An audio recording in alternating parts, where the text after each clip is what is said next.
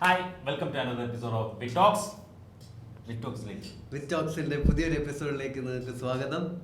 നമുക്കിന്ന് ഗസ്റ്റ് ഉണ്ട്. നിങ്ങൾ തമിഴിൽ കണ്ടു കാണും. എന്നാൽ ഞങ്ങൾ വീണ്ടും പറയാം, ഞങ്ങൾക്ക് ഗസ്റ്റ് ഉണ്ട്. നമ്മൾ ഇൻട്രൊഡ്യൂസ് ചെയ്യുകയാണ്. എസ്പെഷ്യലി നിങ്ങൾക്ക് അറിയാവുന്ന ഫേസ് ആണെങ്കിൽ നമ്മൾ ഇത് പർട്ടിക്കുലർ നമ്മൾ സ്ഥാനാർത്ഥി ശ്രീകുട്ടൻ്റെ കാസ്റ്റ് ആൻഡ് ക്രൂ എന്നുള്ള രീതിയിലാണ് ഇൻട്രൊഡ്യൂസ് ചെയ്യുന്നത്. സ്ഥാനാർത്ഥി ശ്രീകുട്ടൻ സിനിമയുടെ director Vinesh Vishwanath and actor and writer Anand Manmadhan. Welcome to big talks. ഇല്ല, ടൈറ്റിൽസ് ശ്രദ്ധിച്ചില്ലല്ലേ? ഞാൻ ഈ സിനിമ കണ്ടു. ഞാൻ ഇന്നലെ ഈ സിനിമ സൈനാപ്ലേ OTT-യിലുണ്ട്. ഞാൻ ഈ സിനിമ കണ്ടു, എനിക്ക് ഇഷ്ടപ്പെട്ടു. എനിക്ക് വർക്കായ ഒരു സിനിമയാണ്. ശരിക്കും നമ്മളെല്ലാ മേജർ സ്ട്രീം പുഷ്പ പോലുള്ള സിനിമകളും മാർക്കറ്റ് ചെയ്യുന്നത് റിലീസിന്റെ സമയത്താണെങ്കിൽ നമുക്ക് ഇന്റർവ്യൂ കിട്ടുന്ന സമയമാകുമ്പോൾ ഇത് OTT-യിൽ എത്തുമ്പോഴാണ്. അതിപ്പോ ശരിക്കും സ്ഥാനാർത്ഥി കൊണ്ട് ഏത് സിനിമ തിയേറ്ററിൽ ഓടും നിങ്ങൾ വിചാരിക്കണേ. OTT-യിൽ ഇപ്പൊ വന്നിട്ടുണ്ട്. തിയേറ്ററിൽ കഴിഞ്ഞ വർഷം ലാസ്റ്റ് റിലീസായ പടമാണ്. ആൻഡ് ഇപ്പം സൈനാപ്ലേ OTT-യിലുണ്ട്. ഇന്നലെ അവനൊരു മെസ്സേജ് വന്നായിരുന്നു, ബ്രോ നല്ല പടം ബ്രോ, ഇതെന്താ തിയേറ്റർ റിലീസ് ആകാത്ത തിയേറ്ററിലൊക്കെ റിലീസായി ഒന്നരാഴ്ച ഓടി പോയി എന്ന് പറഞ്ഞു. ഒന്നരല്ല 2 ആഴ്ച ഓടി. പക്ഷേ നമുക്ക് പ്രൊമോഷൻ്റെ ഒരുപാട് കാര്യങ്ങളിൽ ഇൻവെസ്റ്റ് ചെയ്യാനുള്ള പൈസ ഇല്ല. സോ തിയേറ്ററിൽ എത്തിയത് അറിയാത്തത് പ്രേക്ഷകന്റെ കുറ്റമല്ല ബേസിക്കലി, നമ്മളെ കുറ്റം തന്നെയാണ്. പക്ഷേ സ്റ്റിൽ തിയേറ്ററിൽ നല്ല റെസ്പോൺസ് വന്നിരുന്നു. പുഷ്പ വന്നിട്ട് ഷോ എല്ലാം ചുരുങ്ങി എപ്പോഴും നല്ല സ്ട്രെങ്തോടു കൂടിയാണ് ഉണ്ടായിരുന്ന ഷോ എല്ലാം പോയത്. അല്ല, ഞാൻ ഓർക്കുന്നുണ്ട്. ഞാൻ അറിയാത്ത ആളല്ല, ഞാൻ അറിഞ്ഞിട്ട് കാണാത്ത ആളാണ്. ഞാൻ എല്ലാ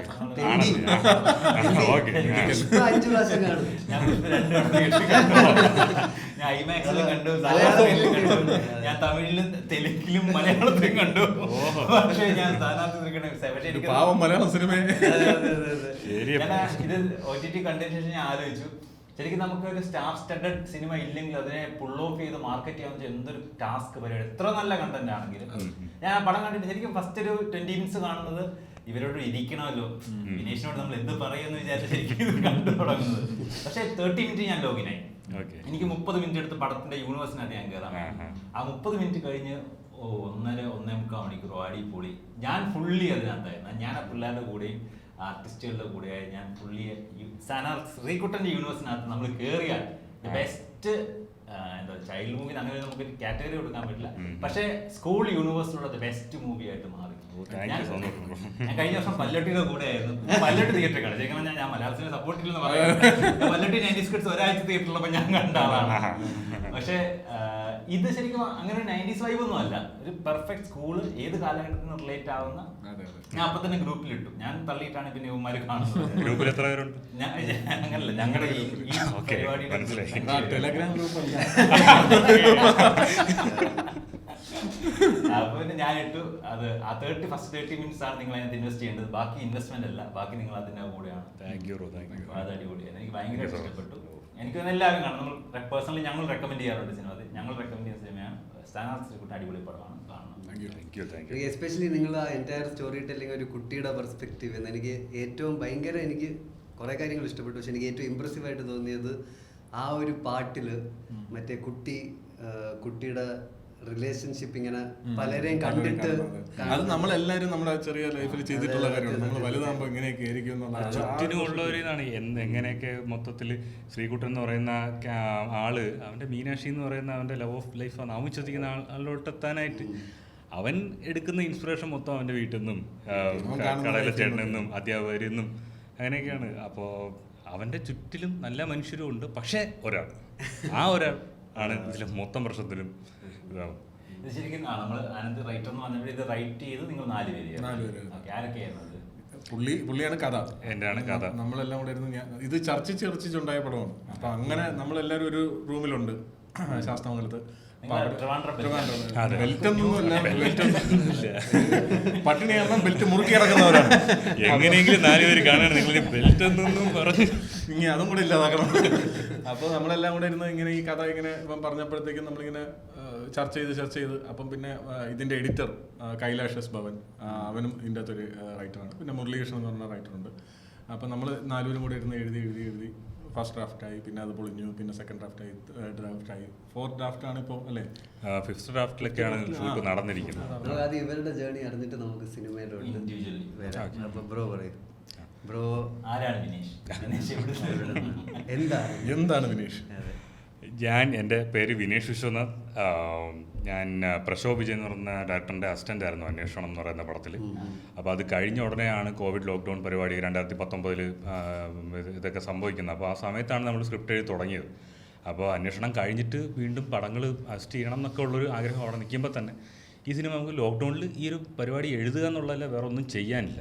ഇതിനു വേണ്ടിയുള്ള റെഫറൻസ് കാണുന്നു, ഓരോ പോകുന്നു. ഇടയ്ക്ക് ലോക്ക്ഡൗണൊക്കെ ഒന്ന് മാറി വന്നപ്പോഴത്തേക്കും നമ്മൾ സ്കൂളിലൊക്കെ പോയിട്ട് പിള്ളേരെയൊക്കെ ഇൻ്റർവ്യൂ ചെയ്തും ശരിക്കും ഇവനൊക്കെ പോയി മതിലിൻ്റെ സൈഡിലൊക്കെ നിന്നിട്ട് ഉച്ചയ്ക്ക് ഗ്രൗണ്ടിലേക്ക് പിള്ളേരെ ക്രിക്കറ്റ് കളിക്കുന്ന സമയത്ത് അവിടെ പോയിരുന്ന് ഇവരെ കോൺവെർസേഷൻ ഉണ്ട്. അങ്ങനെ കിട്ടിയതാണ് ഇല്ലുമിനാറ്റി പരിപാടിയൊക്കെ.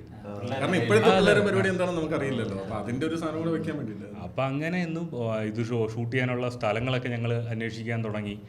അങ്ങനെയൊക്കെയാണ് പിന്നീട് ഒരുപാട് പ്രൊഡ്യൂസേഴ്സിനെ കണ്ടിട്ടുണ്ട്. അപ്പോൾ ഈ ലോക്ക്ഡൗണിൻ്റെ സീനും എല്ലാം കാരണം ഒരു 10-40 പിള്ളേരെയൊക്കെ വെച്ച് ചെയ്യുക എന്നൊക്കെ ഉള്ളൊരു ടാസ്ക് അതിൻ്റെ ഇതുകൊണ്ട് ഒരുപാട് ഡിലേ ആയി. അങ്ങനെയൊക്കെ ഒരുപാട് പ്രോസസ്സിന് ശേഷമാണ് ഇതിലേക്ക് എത്തുന്നത്. 2019 നമ്മൾ ഇത് കഥ എഴുതുന്നത്. അത് കഴിഞ്ഞിട്ട് നമ്മൾ ആദ്യത്തെ ഒരു മീറ്റിംഗ് എന്ന് പറഞ്ഞാൽ അജുവേട്ടനുമായിട്ടാണ് ആദ്യത്തെ മീറ്റിംഗ്. അപ്പോൾ അജുവേട്ടനിലോട്ട് എത്തുന്നു. ഓക്കെ, അജുവേട്ടൻ ചെയ്യാമെന്ന് പറയുന്നു. പടം ഓണായ ലെവലിലോ ഇട്ടൊക്കെ എത്തപ്പെടുന്നു. അപ്പം നമ്മൾ ആദ്യത്തെ മീറ്റിംഗിൽ തന്നെ പടം ഓണായല്ലോ, 2020 അവസാനമാണത് ആയല്ലോ എന്ന് പറഞ്ഞ് പ്രതീക്ഷിച്ചു. അപ്പം നമ്മളെ ലൈഫിൽ അങ്ങനെ വരാൻ സാധ്യതയില്ലല്ലോ, എല്ലാം എളുപ്പത്തിൽ അങ്ങ് നടക്കില്ലല്ലോ എന്ന് നമ്മൾ വിചാരിച്ചുകൊണ്ടിരിക്കുന്ന സമയത്ത് പിന്നെ നമ്മൾ കണ്ട 16ാമത്തെ പ്രൊഡ്യൂസറാണ് ഇപ്പം, 16ഓ 17ാമത്തെ പ്രൊഡ്യൂസറാണ് ഇപ്പം പടം പ്രൊഡ്യൂസ് ചെയ്തേക്കുന്നത്. അപ്പോൾ ആ ലെവൽ ആ ജേണി ഉണ്ടായിരുന്നു. അതായത് അജു വർഗീസിനെ പോലെ ഒരാളുടെ ഡേറ്റ് കിട്ടിയിട്ട് നിങ്ങൾക്കാണെങ്കിൽ ഒരു പ്രൊഡ്യൂസറിനെ കിട്ടാൻ ആക്ച്വലി ഇതിൽ ഈ ക്യാരക്ടറില്ലേ അജുവേട്ടൻ ചെയ്തേക്കുന്ന ക്യാരക്ടർ ആദ്യം ചെയ്യാൻ വെച്ചിരുന്നത് ഒരു സ്ത്രീ ക്യാരക്ടറായിരുന്നു നമ്മൾ എഴുതി വെച്ചത്. അങ്ങനെ നമ്മൾ കുറേ മൈൻഡിൽ അങ്ങനെ പ്രത്യേകിച്ച് നമ്മൾ മഞ്ജു വാര്യർ മുതൽ തുടങ്ങി. ഏറ്റവും ആദ്യം ഞങ്ങൾ പറയുന്ന സ്റ്റാർ എന്ന് പറഞ്ഞു കഴിഞ്ഞാൽ മഞ്ജു ചേച്ചിയാണ്, മഞ്ജു വാര്യരാണ്. പുള്ളിക്കാരി സ്ക്രിപ്റ്റ് വായിച്ചിട്ട് നല്ല അഭിപ്രായം പറഞ്ഞത്. അപ്പോൾ ആ സമയത്ത് അതൊക്കെ കമ്മിറ്റ്മെൻറ്റ് കാരണം പുള്ളിക്കാരിക്ക് അത് ചെയ്യാൻ പറ്റിയില്ല.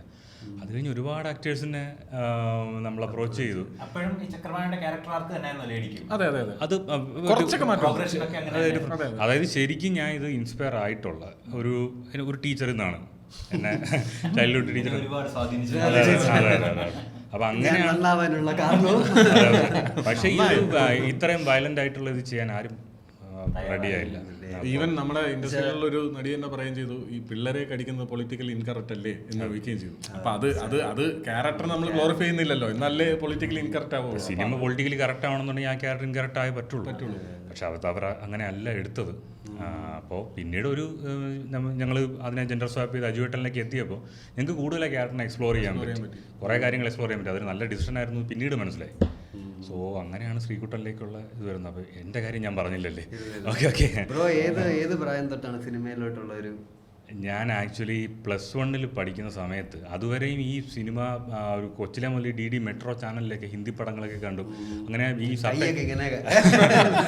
ടൈറ്റിൽ ഇല്ലാതെ തന്നെ ഹിന്ദി മനസ്സിലാക്കാനുള്ളൊരു ഇതിലോട്ടൊക്കെ കൊച്ചിലെ തന്നെ എത്തിയായിരുന്നു. അപ്പോൾ സിനിമ എന്ന് പറയുന്നത് നമ്മുടെ ഏറ്റവും നമുക്ക് അഫോർഡ് ചെയ്യാൻ പറ്റുന്ന ഏറ്റവും നല്ല എൻ്റർടൈൻമെൻറ്റ് സാധനം തന്നെയായിരുന്നു അന്നത്തെ ഒരു ഹൗസ് ഹോൾഡിൻ്റെ ഒരു ഇതിനകത്ത് വെച്ചിട്ട്. അപ്പോൾ എന്നുവെച്ചാൽ സിനിമാക്കാരനാവും എന്നൊന്നും ആർക്കും ഒരു വൈൽഡസ്റ്റ് തോട്ടിൽ പോലും ഇല്ല. അപ്പം അങ്ങനെ ഇരിക്കുന്ന സമയത്ത് +1 വെച്ചിട്ട് അന്നത്തെ ഞങ്ങളുടെ +2 ബാച്ചിലുണ്ടായിരുന്ന ആൾക്കാർ ഈ എക്കണോമിക്സിലൊരു ചാപ്റ്റർ ഒരു റോൾ പ്ലേ ആയിട്ട് ക്ലാസ്സിൽ കാണിക്കുക എന്നുള്ളൊരു ടാസ്ക് കൊടുത്തു. ഇവന്മാർ ഇത് കൊണ്ടുപോയി അതൊക്കെ ഡിജിറ്റൽ ക്യാമറയൊക്കെ വെച്ച് ഷൂട്ട് ചെയ്ത് കൊണ്ടുവന്ന് പ്രൊജക്ടറൊക്കെ ഇട്ടിട്ട് അടിപൊളിയായിട്ട് കാണിച്ച്. ഇവന്മാരെ നല്ല പേരെടുത്തപ്പോൾ പെട്ടത് ഞങ്ങളാണ്. നിന്നെ കൊണ്ടൊക്കെ വല്ലതും പറ്റുമോ എന്നുള്ള സാധനം വിട്ടില്ല. ചക്രവാണി ഉണ്ടായിരുന്ന അല്ലല്ല, അത് അങ്ങനെ ടോക്സിക് ആയിട്ടുള്ള ടീച്ചർ അല്ല, വെറുതെ കളിയാക്കിയതാണ്. പക്ഷെ നമ്മൾ സീരിയസ് ആയിട്ട് എടുത്തൊരു 2 MB ക്യാമറയൊക്കെ ഇവിടെ നിന്ന് ഒപ്പിച്ച് അന്ന് അറിഞ്ഞുകൂടാ ഈ 2 MB ക്യാമറയിൽ ഷൂട്ട് ചെയ്താൽ 3 GB ആണ് കിട്ടുന്നതെന്നും അത് പിന്നെ ഡബ് എന്നുള്ള വാക്കൊന്നും കേട്ടിട്ടില്ല.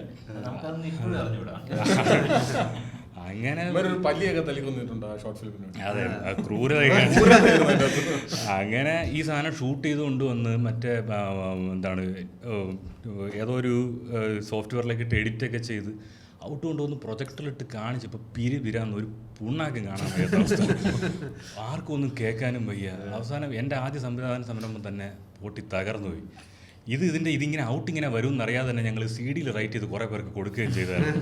അത് തിരിച്ചെടുക്കാൻ കുറേ നോക്കി, ആരുടെയൊക്കെ കയ്യിൽ ഇപ്പോഴും കാണണം. അവശേഷിക്കുന്ന ഒരേ ഒരു അത് ഞാൻ പറയണം. അതായത് സമൂഹം മനസ്സിന്റെ കണ്ണാടി അങ്ങനെയായിരുന്നു. ഇവരെല്ലാം കൂടെ ഈ +2 പിള്ളേരൊക്കെ തന്നെയാണ്. ഇവരെല്ലാം കൂടെ ഇവിടെ ട്രിപ്പ് പോകുന്നു. അപ്പോൾ ഒരു പിച്ചക്കാരൻ വരുന്നു, പിച്ചക്കാരൻ വന്ന് പൈസ ചോദിക്കുന്നു, ഭിക്ഷക്കാരനാണ്. അപ്പൊ അയാൾമാരെല്ലാം കൂടെ തല്ലും, ഒരു കാരണമില്ലാത്ത ഇതൊക്കെയായിരുന്നു നമ്മുടെ ഷോർട്ട് ഫിലിം. അതായത് അവിടെ ഒരു ഷോട്ട് വെച്ചിട്ടുണ്ട്, അത് കുറച്ചു നേരത്തേക്ക് ഓടണം, ഫോണിലെത്താൻ ബാറ്ററി ഉണ്ട്, അപ്പൊ ഇവിടെ എന്തെങ്കിലും ചെയ്യണം, അപ്പോൾ എല്ലാവർക്കും പെർഫോം ചെയ്യണം. ഒരാൾ ബാക്കിലോട്ടിക്കും, ഒരാൾ എന്തെങ്കിലും പറയുമ്പോൾ അടുത്ത കൊണ്ടുവരേണ്ടി വരും. ഇതിങ്ങനെ മുമ്പോട്ടും അപ്പോൾ അവൻ ഒരടി അടിക്കുന്നു, ഭിക്ഷക്കാരനായിട്ട് അഭിനയിക്കുന്ന വിദ്യാർത്ഥി ഒരടി അടിക്കുന്നേ ഉള്ളൂ. അപ്പൊ എല്ലാവർക്കും പെർഫോം ചെയ്യണമല്ലോ. അപ്പൊ ഒരു തടിച്ചിട്ട് പോയപ്പോൾ മറ്റോ വന്ന് ചവിട്ടുന്നു, മറ്റോ വന്ന് ഇരിക്കുന്നു. ഒരടി തീരേണ്ട കേസാണ്, അവനായിട്ട് ചവിട്ടി കൂട്ടി അവിടെ. ഇത് എഡിറ്റ് ചെയ്യുമ്പോൾ ഇത് പകുതിക്ക് കട്ട് ചെയ്യണം എന്നുള്ള അറിവ് പോലും ഇല്ല. ആ ഷോട്ട് മൊത്തത്തിൽ ഇട്ടു. അതെ, ഇതിന്റെ കണ്ണാടി എവിടെയായിരുന്നു ഈ സമൂഹത്തിൽ? അല്ല അതിന് പ്രത്യേകിച്ച് കാര്യമൊന്നുമില്ല. അവസാനം ഇതിനകത്തൊരു കവിതയൊക്കെ പാടുന്നുണ്ട്, അതിലിങ്ങനെ എന്തോ ഒരു വരിയുണ്ട്. എന്നാൽ പിന്നെ അത് തന്നെ ആയിക്കോട്ടെ, പേരൊന്നും വെച്ച്. 2-3 സിനിമ കഴിഞ്ഞിട്ട് ആരെങ്കിലും തപ്പിയെടുത്ത് അപ്ലോഡ് ചെയ്യും. ഇല്ല, മാത്രമേ ഉള്ളൂ. ആരെങ്കിലും ഹാക്ക് ചെയ്യണമെങ്കിൽ അത് കിട്ടും. എന്റെ അവശേഷിക്കുന്ന ഒരേ ഒരു കോപ്പി എന്റെ പഴയ ലാപ്ടോപ്പിൽ. അത് വന്ന ഇല്ല, എന്തിനാണ് പല്ലീനെ കൊന്നത്? അത് ഞാൻ പറഞ്ഞു. ജുറാസിക് പാർക്ക് ഒരു കടയിൽ പോകും, കടയിൽ പോയിട്ട് ഒരു നാരങ്ങ വെള്ളം വാങ്ങിക്കും.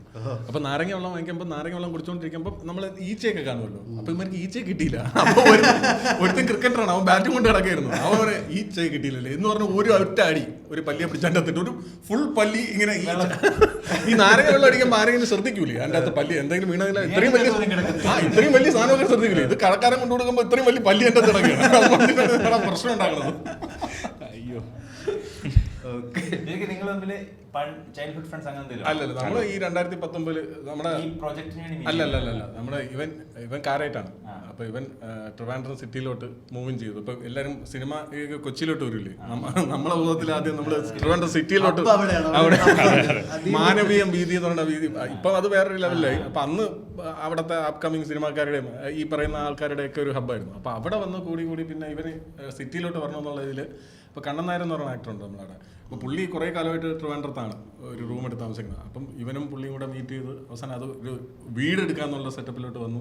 അങ്ങനെ നമ്മളെല്ലാം മീറ്റ് ചെയ്യുന്നു, നമ്മളെല്ലാം അവിടെ കൂടുന്നു. അങ്ങനെ വളർന്ന ഒരു ഗ്രൂപ്പാണ്.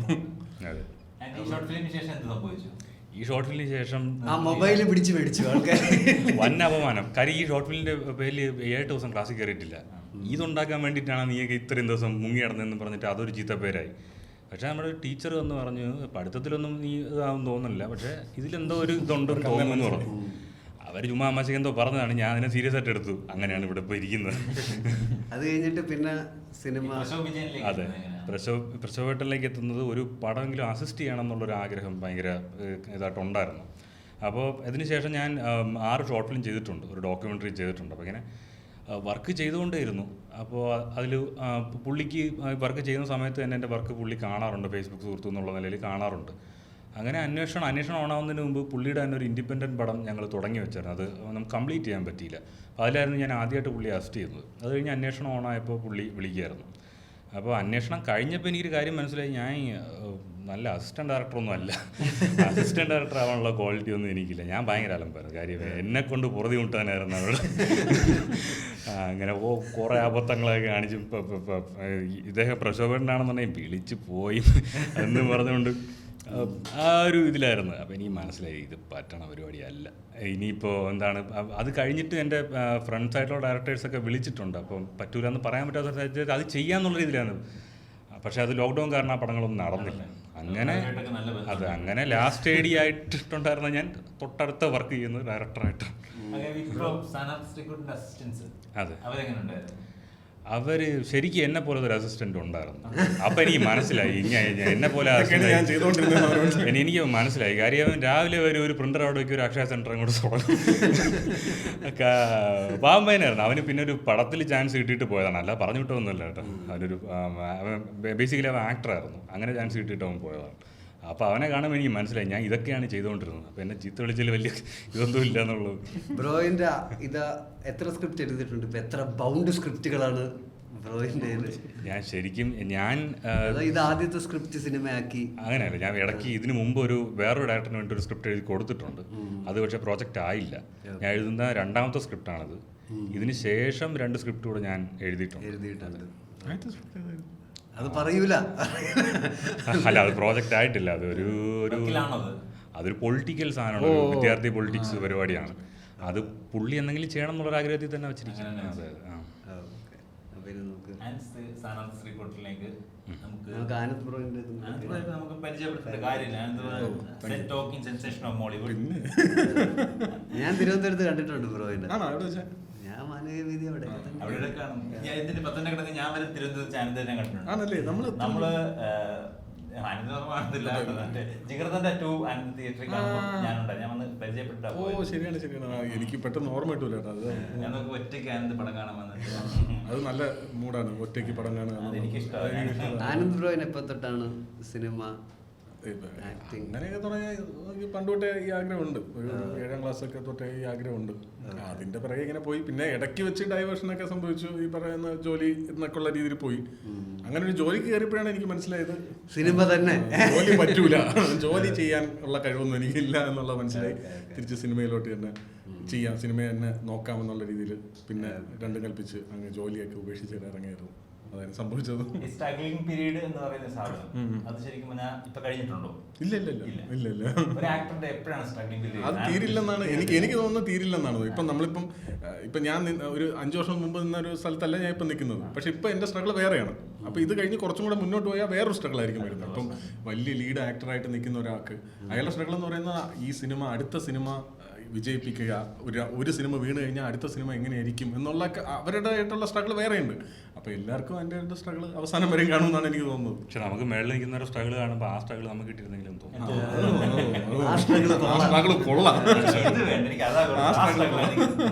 അങ്ങനെ പറഞ്ഞത് ഞാൻ ആനന്ദിന്റെ ആദ്യ സിനിമകളിലൂടെ കാണുന്ന ഒരാൾ. അയ്യോ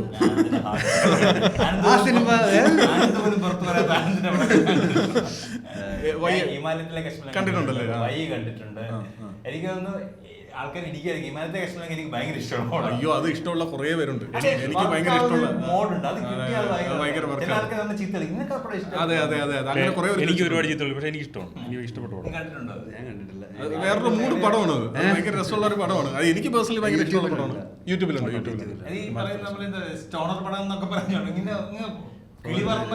എനിക്ക് കിട്ടിയിട്ടുള്ള എന്റെ കരിയറിൽ ഇതുവരെ കിട്ടിയിട്ടുള്ളതിൽ ഏറ്റവും ഡിഫറെന്റ് ആയിട്ടുള്ള ഒരു ക്യാരക്ടർ ആയിരുന്നു അത്. ഭയങ്കര രസമുള്ള ഒരു ക്യാരക്ടർ ആയിരുന്നു അത്. ഫുൾ ആ പടത്തിൽ ബാക്കി എല്ലാവരും തറയിക്കുമ്പോൾ ഞാൻ മാത്രം ആ ലോകത്തല്ല, വേറെ ഏതോ ഒരു ലോകത്ത് നിൽക്കുകയാണ്. മുകളിൽ നിൽക്കുകയാണ്. ഞാനത് കണ്ടിട്ട് എനിക്ക് ഓർമ്മയുണ്ട്. ഞാൻ വൈ ശ്രദ്ധിക്കാൻ കാരണം ഞാൻ സുനിൽ ഇബ്രാഹിമിന്റെ ഡയറക്ടറിന്റെ ആണ് വൈ എന്ന പടം. പുള്ളി ട്രിവാൻഡ്രക്കാരനാണ്. അത് ട്രിവാൻഡ്രം ബേസ് ചെയ്ത് നിങ്ങളെ ഒരു ബെൽറ്റുകളുടെ പടങ്ങൾ ഒരുപാട് ചെയ്യുന്നതാണ്. അല്ല പുള്ളി അരികിൽ ഒരാൾ ചാപ്റ്റേഴ്സ് അങ്ങനെ പടം എടുത്തു. അപ്പൊ നമ്മളെ വെച്ച് പുതിയൊരു പുതുമുഖങ്ങളെ വെച്ചൊരു പടം ചെയ്യുക എന്നുള്ളതാണ്. അങ്ങനെയാണ് വൈയിലോട്ട് എത്തുന്നത്. ആ വൈയിലെല്ലാവരും പുതുമുഖങ്ങളായിരുന്നു. അപ്പൊ അതിലാണ് നമ്മളെല്ലാം ഇൻട്രൊഡ്യൂസ് ചെയ്യപ്പെടുന്നത്. എൻ്റെ ആദ്യത്തെ പടം വൈയാണ് ആദ്യത്തെ പടം. പക്ഷെ ഇറങ്ങിയത് ഹിമാലയത്തെ കശ്മലാണ് ആദ്യം ഇറങ്ങിയത്. അത് കഴിഞ്ഞിട്ടാണ് വൈ ഇറങ്ങിയത്. വൈയാണ് ആദ്യത്തെ സിനിമ. അവിടെ നിന്നുണ്ടായ ആ ടീം തന്നെയാണ് ഹിമാലയത്തെ കശ്മലൻ ചെയ്തത്. റിപ്പീറ്റ് അതിലെ ആക്ടറായിരുന്നു അബ്രാം സുരേഷ് ഉണ്ണിത്താൻ. പുള്ളിയാണ് ഹിമാലയത്തിലെ കശ്മലൻ ഡയറക്റ്റ് ചെയ്തത്.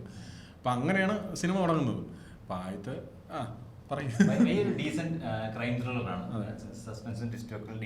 അതും യൂട്യൂബിലുണ്ട്. അതും കാണേണ്ട ഒരു പടം തന്നെയാണ്. നമുക്ക് ഒരു കഥ சொல்லிட்டு ഭയങ്കരമാണെങ്കിൽ വൈഡ് സ്റ്റോറി പറയാം. ഇൻട്രസ്റ്റിംഗ് സാധനമാണ്. നമുക്ക് വേറൊരു ബിറ്റോക്സ് പരിപാടിയുണ്ട്. പഴയ സിനിമകൾ എന്തൊക്കെയാണ് പോഡ്കാസ്റ്റ് നമ്മളിപ്പോ 80 എപ്പിസോഡ്, അത് നമ്മുടെ കഥകളൊക്കെ തീർന്നു. അപ്പൊ നമ്മളിപ്പോ സിനിമാ കഥകൾ കണ്ടിട്ട് പഴയ സിനിമ നമുക്ക് എന്തെങ്കിലും സ്പെഷ്യാലിറ്റി സ്ട്രൈക്ക് ചെയ്ത സിനിമ നല്ലതാവും മോശമാവും അതൊക്കെ നറേറ്റ് ചെയ്യുന്ന ഒരു സീരീസ്. അതിന് പറ്റിയ സാധനങ്ങളാണ് ഈ രണ്ട് പടങ്ങൾ. സോ അങ്ങനെ ആ വൈ അത് കഴിഞ്ഞ് എനിക്കൊരു ഫസ്റ്റ് ഒരു കൊമേഴ്ഷ്യൽ ബ്രേക്ക് ത്രൂ എന്ന് പറയാൻ കൂടെ തന്നെ 2 പടം. ആദ്യത്തെ ഒരു ബ്രേക്ക് ജയ ജയ ഹേ ആയിരുന്നു. അത് കഴിഞ്ഞിട്ട് അടുത്ത ബ്രേക്ക് കിട്ടിയത് പൊന്മാനാണ്. അതുവരെ പിന്നെ ബ്രേക്ക് ഒന്നും കിട്ടിയില്ല. പിന്നെ ഈ സിനിമകളൊക്കെ വന്നായിരുന്നു. സിനിമകളൊക്കെ തുടർച്ചയായിട്ട് കിട്ടിയത്.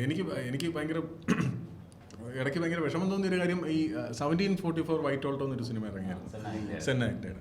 അപ്പം അതും തിയേറ്ററിൽ അധികം അങ്ങനെ റിസീവ് ചെയ്യപ്പെട്ടില്ല. പക്ഷെ കണ്ടവർക്ക് കുറേ പേർക്ക് ഇഷ്ടപ്പെട്ട പടമാണ് അത്. പക്ഷേ OTT ഒന്നിനും റിലീസ് ചെയ്യപ്പെട്ടിട്ടില്ല. ആ പടം ആൾക്കാരിലേക്ക് എത്തണമെന്ന് ഭയങ്കര ആഗ്രഹമുള്ള ഒരാളാണ് ഞാൻ. കാരണം അതിലൊരു കണ്ടായിരുന്നോ? എങ്ങനെയുണ്ട്?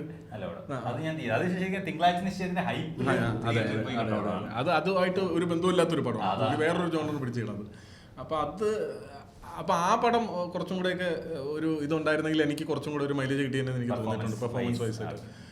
അപ്പൊ അങ്ങനെ കുറെ സിനിമകൾ സംഭവിച്ചു അതിന്റെ ഇടയിൽ.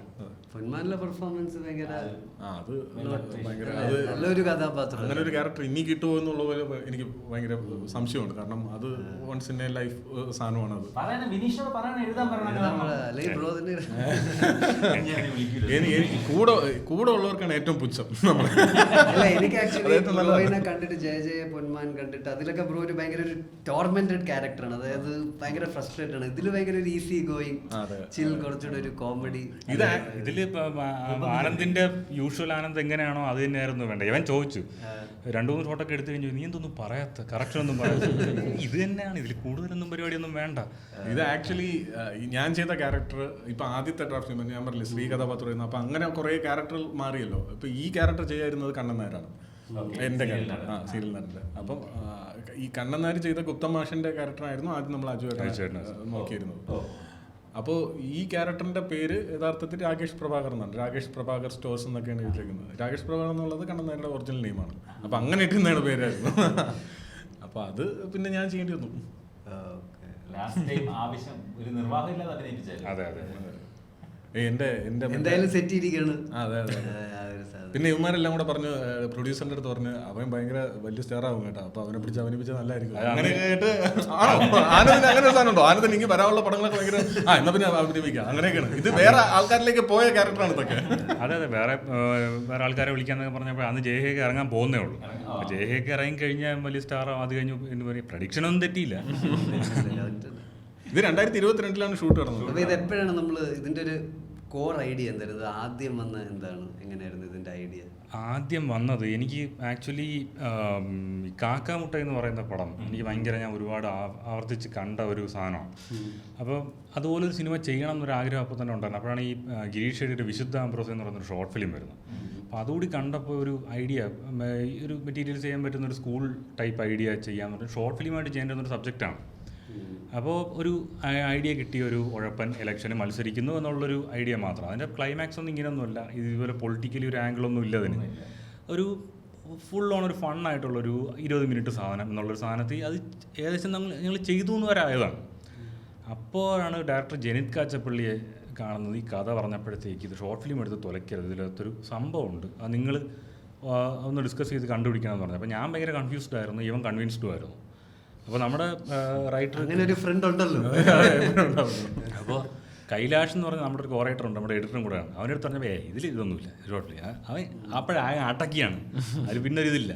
അപ്പോൾ മുരളിയും കൂടെ വന്നപ്പോഴത്തേക്ക്, മുരളീകൃഷ്ണൻ എന്ന് പറയുന്ന നമ്മുടെ ഒരു കോറേറ്ററും കൂടെ വന്നപ്പോഴത്തേക്ക് ഈ ചർച്ചകൾ ഒരുപാട് പേരിൽ ചർച്ച നടന്നുകൊണ്ട് പ്രധാനമായിട്ടും 4 പേര് കേന്ദ്രീകരിച്ചു. അങ്ങനെ ഒരു സീനായി 2 സീനായി, ഒരു ക്ലൈമാക്സ് കിട്ടി, ഒരു ഇൻ്റർവൽ ബാങ്ക് കിട്ടി. അപ്പോൾ ഇതിൻ്റെയൊക്കെ ഇടയിലൊക്കെ വർക്ക് ചെയ്ത് തുടങ്ങിയപ്പോഴത്തേക്ക് ആക്ച്വലി നമുക്കൊരു നല്ല സീൻ ഓർഡർ കിട്ടി. പിന്നെ ഇതിനെ ചർച്ച ചെയ്ത് ലോക്ക്ഡൗണും കൂടെയാണ്, പ്രത്യേകിച്ച് പരിപാടിയൊന്നുമില്ല. അങ്ങനെ ഇരുന്ന് ഒരു ഡ്രാഫ്റ്റായി 2 ഡ്രാഫ്റ്റായി, അങ്ങനെയാണ് ഇതൊരു കഥയിലേക്ക് വരുന്നത്. ഈ കോർ ഐഡിയ എൻ്റെ ആണ്, പക്ഷേ 4 പേരുടെ ഇൻപുട്സും ഇതിനകത്ത് ഈക്വലി തന്നെ വന്നിട്ടുണ്ട്. ബ്രോ സ്കൂളിൽ എങ്ങനെയായിരുന്നു? ശ്രീകുട്ടനെ പോലെ ആയിരുന്നു അതോ? അല്ലേ, ഞാൻ ബാക്ക് ബെഞ്ചറായിരുന്നു. എന്ന് വെച്ചാൽ അലമ്പ് പരിപാടിയൊന്നുമില്ല, ബാക്ക് ബെഞ്ചറായിരുന്നു. എന്നാൽ വലിയ പഠിപ്പുമില്ല, ഒരു മണവും ഗുണമില്ലാത്തൊരു കാറ്റഗറി ഉണ്ടല്ലോ, അതാണ്. മിഡിൽ ബെഞ്ചിൽ എത്തിപ്പെടേണ്ട ആളായിരുന്നു, പൊക്കം ഉള്ളതുകൊണ്ട് മാത്രം ബാക്ക് ബെഞ്ചിലേക്ക് വരുന്നൊരു കാറ്റഗറി ആയിരുന്നു. അപ്പോൾ ഈ ശ്രീകുട്ടന്മാരെ ഞാൻ കണ്ടിട്ടുണ്ട്. ശ്രീകുട്ടന്മാരെ ഇപ്പം നമ്മുടെ അടുത്ത് എന്നോട് ഇഷ്ടമുള്ള പല ടീച്ചർമാരും എൻ്റെ കൂട്ടുകാരന്മാരോട് പെരുമാറുന്നത് എന്നോട് പെരുമാറുന്ന പോലെ അല്ലായിരുന്നു. അപ്പോൾ ശ്രീകുട്ടന്മാരെ ഞാൻ ഒരുപാട് കണ്ടിട്ടുണ്ട്. അപ്പോൾ ആക്ച്വലി അതാണ്. അമ്പാടിമാരെയും കണ്ടിട്ടുണ്ട്. പഠിക്കുന്ന കുട്ടികളുടെ ഒരു സ്ട്രഗിളും, അവന്മാർ ശരിക്കും അണ്ടർഡോഗ്സ് എന്ന് പറഞ്ഞു കഴിഞ്ഞാൽ ബാക്ക് ബെഞ്ചേഴ്സ് മാത്രമല്ല, അവന്മാർക്ക് ആകെ പെർഫോം ചെയ്യാൻ കിട്ടുന്നത് പഠിപ്പി മാത്രമാണ്. ബാക്കി സ്പോർട്സ് ആയിക്കോട്ടെ ഒന്നിലും അവന്മാർക്ക് ഒരു വിലയും കിട്ടില്ല. ആ ഒറ്റ കാര്യത്തിൽ മാത്രമാണ്. എന്ന് ഇവന്മാർക്ക് അങ്ങനെയല്ല, പഠിത്തത്തിൽ മാത്രമാണ് അവർ അണ്ടർഡോഗ്സ്, ബാക്കി എല്ലാത്തിലും ഒരു പുലികളാണ്. മറ്റവർക്കൊന്നും മര്യാദയ്ക്ക് പ്രേമിക്കാൻ പോലുള്ള സ്വാതന്ത്ര്യമില്ല. അതെങ്ങനെ പിടിച്ചു കഴിഞ്ഞാൽ വൻ സീനും. ഈ ബാക്ക് ബെഞ്ചർ കൊണ്ടാവണേക്കാളും സീനാണ് ഈ പഠിപ്പിച്ചിട്ടുള്ള എനിക്ക് ഏറ്റവും ഇഷ്ടപ്പെട്ടത് അമ്പാടിയുടെ ആർക്കാണ്. നിങ്ങൾ ആ അമ്പാടിയെ ആ പോർട്രേ ചെയ്യാൻ കാണിച്ച ധൈര്യമുണ്ട്. കാരണം നമുക്ക് എല്ലാ സിനിമയ്ക്കകത്തും അതൊരു ഈസി വേ ആണ് തമാശ ഉണ്ടാക്കാൻ വേണ്ടി പഠിപ്പിയെ ഒരു പൊട്ടനായി കാണിക്കുക എന്നുള്ള സാധനം. അത് നിങ്ങൾ തിരിച്ചത് എനിക്ക് ഭയങ്കര ഇഷ്ടപ്പെട്ടു. നോർമൽ ഇതിൽ നിന്ന് മാറ്റി അമ്പാടി, ശരിക്കും എന്റെ നായകൻ അമ്പാടിയാണ്. എനിക്ക് ശ്രീകുട്ടനേക്കാൾ ഇഷ്ടം അമ്പാടിയാണ്. അത് ആക്ച്വലി ഞങ്ങൾക്കൊരു ഇതുണ്ടായിരുന്നു, ഈ 3 Idiotsലെ ചതുർ പോലെ, അല്ലെന്നുണ്ടെങ്കിൽ സാൾട്ട് ആൻഡ് പെപ്പറിലെ KT മിറാഷ് പോലെ വരരുത്. പഠിപ്പിസ്റ്റ് ക്യാരക്ടറിന് അങ്ങനെ ഒരു നെഗറ്റീവ് സാധനം വരരുത് എന്നുള്ള സാധനം അത് ഇഷ്ടപ്പെടണം. ഇവൻ വലിയ പഠിപ്പിയായിരുന്നു. അല്ല, എനിക്കാണെങ്കിൽ വലിയ പഠിപ്പിയാ. പഠിപ്പികളുടെ സ്ട്രഗിൾ എനിക്ക് മനസ്സിലാകും എന്നുള്ളൊരു സാധനം. അതെ, അമ്പാടിയുടെ ക്യാരക്ടർ നല്ല വെൽ റിട്ടൺ. ശ്രീകുട്ടൻ്റെ ക്യാരക്ടറും കൊള്ളാം, എനിക്ക് ഇഷ്ടപ്പെട്ടു. അതായത് ഐ മീൻ ഇനി ക്ലൈമാക്സിലോട്ട് പോകേണ്ട കുറേ കാര്യങ്ങൾ അവസാനം നടക്കുന്നുണ്ട്. അതൊക്കെ എനിക്ക് തോന്നുന്നു ഭയങ്കര ഇതിൽ കുറേ വർക്ക് പോയിട്ടുണ്ട്. കാരണം ഞാനിപ്പോൾ ജസ്റ്റ് ആ ക്രിക്കറ്റ് കളിക്കുന്ന ആ സീനിൽ തന്നെ എല്ലാ ഡയലോഗും തമാശയാണ്. കമന്ററി ഇവൻ കിട്ടിയത്. ആരാ അത് എഴുതിയത്? ഒറ്റ ദിവസം കൊണ്ട് എഴുതിയത്. അത് actually കാരണം നമ്മൾ അത്രയും പറഞ്ഞപ്പോഴത്തേക്കും ഈ കഥ എല്ലാം പറയുമ്പോഴത്തേക്കും ഇത് ക്രിക്കറ്റ് എന്ന് പറഞ്ഞിട്ട് നമ്മൾ അങ്ങ് വിടും. അപ്പൊ ഇത് അവസാനമായപ്പോഴത്തേക്ക് ക്രിക്കറ്റ് എഴുതണമല്ലോ, ഷൂട്ട് എടുക്കാൻ നമുക്ക് അപ്പൊ അങ്ങനെ ഞാൻ ഇന്ന് എഴുതാം എന്ന് പറഞ്ഞാൽ അവൻ പോയി ഒരു ദിവസം കൊണ്ട് നൈറ്റ് മുള്ളും എടുത്ത് ആ കമന്ററി അടക്കം എഴുതി കൊണ്ടുവന്നതാണ്. ആ സീൻ എസ്കലേറ്റ് ചെയ്തത് കമന്ററിയിലാണ്. അതിൽ ആ ചെറുക്കൻ കയറി സ്കോർ പൃഥ്വിരാജ് എന്ന ഒരു ചെറിയ നസ്ലിൻ വൈബ് ഉള്ള ഒരു ചെറുക്കൻ. നമ്മളും പറയുമായിരുന്നു ചെറിയൊരു നെസ്ലം കട്ടുണ്ടെന്ന്. അവനെ എല്ലാവരും തട്ടിത്തിട്ടേക്കുന്നിട്ട് അവൻ അവിടുന്ന് കയറി. പിന്നെ അവന്റെ ക്യാരക്ടർ ഭയങ്കര രസമായിട്ട് എഴുതിയേക്കുന്നത്. അല്ല, എല്ലായിടത്തും കാണും. സ്റ്റാൻഡുള്ള പയ്യൻ. അതെ. ശ്രീകുട്ടന്റെ കൂടെ നിക്കണമെന്നൊന്നും നിർബന്ധമൊന്നും ഇല്ല. നീ ചെയ്യാ ചെയ്ത് അല്ല, അവൻ തന്നെ ഈ പറയുന്ന പോലെ ഇവൻ ഇന്റർവെൽ പോർഷനിൽ നിങ്ങൾ 3 റോട്ടി വേറെ ആരും റോട്ടി എന്ന് പറഞ്ഞാൽ ഇവ കൈവെക്കും. അപ്പൊ ഇവ കൈവെക്കണം എന്തിനാ? അവൻ പറയുന്നുണ്ട് എനിക്കും വേണ്ട മാസ്, അതിനാണ് ഞാൻ കൈവെക്കുക. അങ്ങനത്തെ ഒരുത്തനാണ്. നമ്മളെ സ്കൂൾ ലൈഫിലെല്ലാം ഇങ്ങനെ കാണും. ഇങ്ങനെ എടുത്ത് അവിടെയും നിൽക്കും ഇവിടെയും നിൽക്കും. ഇവ എവിടെയാണെന്ന് പറഞ്ഞാൽ ആർക്കും മനസ്സിലാവൂല. അങ്ങനെ ഒരുത്തനാണ്. ആ ക്യാരക്ടറിന് ആ ഒരു അൺപ്രഡിക്റ്റബിലിറ്റി ത്രൂ ഔട്ട് ഉണ്ടായിരിക്കരുത്. അവനൊരു ക്ലോഷർ വേണം എന്നുള്ളൊരു സാധനത്തിലാണ് ക്ലൈമാക്സിൽ ശരിക്കും പൃഥ്വിരാജിന് ശ്രീകുട്ടനോട് ഭയങ്കര ഇഷ്ടമുള്ള ആളാണ്. പക്ഷെ അവൻ ഇങ്ങനെ താറ്റി കൊണടിച്ചൊക്കെ നിൽക്കുള്ളൂ. അപ്പൊ എപ്പോഴാണ് ഈ സിനിമ ഒരു സിനിമയാക്കാമെന്ന് ബ്രോയിന് കൺവിൻസിങ് ആയത്? അതായത് ബ്രോ ഷോർട്ട് ഫിലിം എന്തൊരു സാധനം കിട്ടിയപ്പോഴാണോ ഇതില് ഈ പൊളിറ്റിക്കൽ ആംഗിൾ കിട്ടിയപ്പോഴാണ് ആക്ച്വലി ഇതിലൊരു പറയേണ്ടുന്ന കഥയുണ്ട് എന്നുള്ളൊരു സാധനം ഞങ്ങൾക്ക് മനസ്സിലായി. കാര്യം ഞാൻ എൻ്റെ ഒരു സ്കൂൾ അനുഭവം പറഞ്ഞു. ഞങ്ങൾ കുറേ സുഹൃത്തുക്കൾ ഇങ്ങനെ സംസാരിച്ചുകൊണ്ടിരിക്കുമ്പോൾ അവർ പലരും ഓരോരുത്തരും അവരുടെ സ്കൂളിലുണ്ടായ പല ഇൻസിഡൻസും പല കാര്യങ്ങളും പറയുന്നുണ്ട്. ഈ പുഴു വീഴുന്ന മരം. അപ്പോൾ ഞാൻ വിചാരിച്ചത് എൻ്റെ സ്കൂളിൽ മാത്രമാണ്, പക്ഷേ ഇത് പലരുടെ കാര്യങ്ങളിലും ഉണ്ട് എന്നൊക്കെ അറിഞ്ഞപ്പോഴാണ് ആ ഒരു ആംഗിൾ കിട്ടിയപ്പോഴാണ് ഇതിൻ്റെ ഇൻ്റർവെല്ലിലോട്ട് വരുന്നതും. CP എന്ന് പറയുന്ന ക്യാരക്ടർ ഷോർട്ട് ഫിലിമിൻ്റെ ഒരു സാധാ ടീച്ചർ എന്നുള്ളതിനപ്പുറം പ്രത്യേകിച്ച് ഒരു ഇതൊന്നും ഇല്ലായിരുന്നു. അപ്പോൾ ഇങ്ങനൊരു ക്യാരക്ടർ വരുന്നതും അപ്പോൾ അതിൽ കൂടെ ട്രാവൽ ചെയ്ത് എങ്ങനെ ഉണ്ടാവും എന്നൊക്കെ ഉള്ളൊരു സാധനം വരുന്നതും ഈ ഒരു എൻഡ് കിട്ടുന്നതും ഷോർട്ട് ഫിലിമിലെ എൻ്റെ വേറെ തന്നെ ഒരു എൻഡായിരുന്നു. അപ്പോൾ ഇങ്ങനൊരു പുതിയ ഐഡിയ കൊടുത്ത് നമുക്കിതാവാം. അപ്പോൾ അതിൻ്റെ പ്രാക്ടിക്കാലിറ്റി അന്വേഷിച്ചപ്പോൾ അതിൽ പലർക്കും ഒരു മിക്സഡ് ഒപ്പീനിയനാണ് ഈ ബെഞ്ചിൻ്റെ പരിപാടി. പക്ഷെ അത് തന്നെ വയ്ക്കാൻ ഞങ്ങൾ തീരുമാനിച്ചത് ശ്രീകുട്ടൻ എന്ന് പറയുന്ന 13 വയസ്സുകാരന് തോന്നുന്ന ഒരു ഐഡിയ ആണ്. അതിൻ്റെ ശരിതെറ്റുകൾ സമൂഹം ചർച്ച ചെയ്യട്ടെ. അതല്ല ശരിയെന്നുണ്ടെങ്കിൽ അതിനൊരു റൈറ്റ് ഓൾട്ടർനേറ്റീവ് കണ്ടുപിടിക്കട്ടെ. അത് തന്നെ ചെയ്യണമെന്ന് ഞങ്ങൾ പറയല്ല. പക്ഷേ അതിൽ ഏറ്റവും സന്തോഷമുള്ളൊരു കാര്യം, ഈ പടം ഞങ്ങൾ KB ഗണേഷ് കുമാർ സാറിനെ പടം കാണിച്ചിരുന്നു. പുള്ളി ആ ഒരു സാധനം നോട്ട് ചെയ്ത് വെച്ചു. പുള്ളി പടം ഇഷ്ടപ്പെട്ടു. പക്ഷേ ഞങ്ങളോട് പോലും പറഞ്ഞില്ല. കുറച്ച് നാൾ കഴിഞ്ഞ് ഞങ്ങൾ അറിയുന്നതെന്ന് വെച്ച് കഴിഞ്ഞാൽ പുള്ളിയുടെ ഉടമസ്ഥതയിലുള്ള സ്കൂൾ RVVHS വാളകത്തെ സ്കൂളിൽ ഈ ഐഡിയ ഈ സിസ്റ്റം ഇംപ്ലിമെൻറ്റ് ചെയ്തു. ഇത് അറിഞ്ഞപ്പോഴത്തേക്ക് ഞങ്ങൾ കുട്ടികളെ ചെന്ന് കണ്ടു. അവരെല്ലാം ഇതിൽ സംഭവത്തിൽ ഹാപ്പിയാണ്. അതുകൊണ്ട് ഞങ്ങൾ പ്രതീക്ഷിച്ചില്ല ഇങ്ങനെയൊക്കെ ഒരു ഇമ്പാക്റ്റ് വരും. കേൾക്കുന്ന ആൾക്കാർക്ക് ഒരു സിസ്റ്റം ഉണ്ട്. നിങ്ങൾ സ്പോയിലർ തീരെ ഇല്ലാത്ത പടം കാണാൻ ആഗ്രഹിക്കുന്നതാണ് നിങ്ങൾ ഇപ്പൊ ഈ വീഡിയോ കട്ട് ചെയ്യണം. നിങ്ങൾ സൈനാപ്പിലേക്ക് പോയി സ്ഥാനാർത്ഥികളോട് കണ്ടിട്ട് വന്നിട്ട് ഇവിടുന്ന് ബാക്കി ഉണ്ടാവും. നമ്മൾ ചിലപ്പോൾ കുറച്ചുകൂടെ സ്പോയിലേഴ്സ് പറഞ്ഞേക്കും. ആൻഡ് അതിനനുസരിക്കുമ്പോൾ നിങ്ങൾ ആ സിസ്റ്റം ഇപ്പൊ പറഞ്ഞാൽ ആ സിസ്റ്റം അതാണോ ഏറ്റവും ഇക്വിലിബ്രിയം അല്ലെങ്കിൽ ബാലൻസ് ആയ സിസ്റ്റം എന്നുള്ള തർക്കം അവിടെ നിൽക്കെ തന്നെ ശരിക്കും അതല്ലാത്ത സിസ്റ്റം ആദ്യം നിങ്ങൾ എസ്റ്റാബ്ലിഷ് ചെയ്തതിനാണ്. റൊട്ടേഷൻ എന്നൊക്കെ പറയുന്നതും മാർക്കിന്റെ ബേസിലോ അല്ലെങ്കിൽ പഠിക്കുന്നതിന്റെ ബേസിലോ ഒക്കെ പിള്ളേരെ ഫ്രണ്ട്ലി ചെയ്യുന്ന സിസ്റ്റം ആണെങ്കിൽ കൂടി അത് ശരിയല്ല എന്നുള്ള സാധനം എല്ലാവർക്കും ബോധ്യമുണ്ട്. നമ്മുടെ പുതിയൊരു സിസ്റ്റം കൊണ്ടുവന്നൊക്കെ നിങ്ങൾ അത് ഈ പറഞ്ഞ പോലെ ഒരു 13 വയസ്സുകാരന്റെ മനസ്സിൽ തോന്നുന്ന ചിന്തയാണ്. അവൻ അഭിമുഖീകരിച്ച അല്ലെ അവൻ നേരിട്ട അവഗണനകളും മറ്റതെല്ലാം വെച്ചിട്ട് അവൻ ഉണ്ടാക്കിയ ഒരു സാധനമാണ്. ശരിക്കും അത് ഗൂസ്ബം മൊമെന്റ്സ് ആയിരുന്നു. ഞാൻ സാധാ സിനിമയ്ക്കകത്ത് ചെറിയ സിനിമയൊക്കെ നമ്മൾ കണ്ടു തുടങ്ങിയതിനകത്തൊക്കെ എന്റെ ഒക്കെ അടിപൊളി അടിപൊളി അടിപൊളി കണ്ടിട്ട് അത് എനിക്ക് ഭയങ്കരമായിട്ട് കുറെ കാര്യങ്ങൾ എനിക്ക് ഭയങ്കര കുറെ ഡീറ്റെയിലിംഗ് ഉണ്ട് ഈ സിനിമയിലല്ലേ. കുറെ അധികം പിള്ളേർ ശരിക്കും അത്ര സിനിമാറ്റിക് റെഫറൻസുകൾ പറയുന്നവരാണ്. ഇല്ല അത് നമ്മളല്ലാതെ നമ്മൾ സിനിമാറ്റിക് ലിബർട്ടി എടുത്ത് നമ്മൾ അതെ നമുക്ക് സിനിമാറ്റിക് റെഫറൻസ് ഉണ്ടാവും. അപ്പൊ അത് നമ്മളെ ലിബർട്ടിക്ക് എടുത്ത് വെച്ച് ചെയ്ത് തന്നെയാണ്. ആക്ച്വലി ബ്രോ ഇതൊരു റിയലിസ്റ്റിക് സിനിമ അല്ല, ഒരു സിനിമാറ്റിക് ചെയ്യണം. ഞാനൊരിക്കലും റിയലിസ്റ്റിക് ആയിട്ട് സിനിമ പിടിക്കുന്നത്. എനിക്ക് cinematic കുട്ടികൾ cinema ഇപ്പോൾ ആണ്. ആക്ച്വലി ഒരു ക്രിറ്റിസിസം വന്നിരുന്നു, കുട്ടികൾ ഇങ്ങനെയൊക്കെ സംസാരിക്കും. ആക്ച്വലി ഇടയ്ക്ക് ഒരു വേറൊരു കലാഷ്നിക്കാവെന്ന് കുട്ടികൾ പറയാം. അത് KGF റെഫറൻസ് ആണ്. KGF കാണാത്ത കുട്ടികളൊന്നുമില്ല. അപ്പോൾ ഈ അവരുടെ ഇതിലുള്ള സാധനങ്ങളും അവർ എന്താണ് ഇൻസ്റ്റാഗ്രാം വഴി അവർ കൺസ്യൂം ചെയ്യുന്ന റീൽസും ഇതൊരു കൾച്ചർ അവരിൽ ഡെവലപ്പ് ചെയ്യുന്നുണ്ട്. അപ്പോൾ നമുക്ക് ഇപ്പോൾ മോഹൻലാൽ തലമുറകളുടെ നായകനാണെന്ന് നമ്മളെല്ലാവരും എതിരില്ല, സമ്മതിച്ചു തുടരും വന്നപ്പോഴത്തേക്ക്.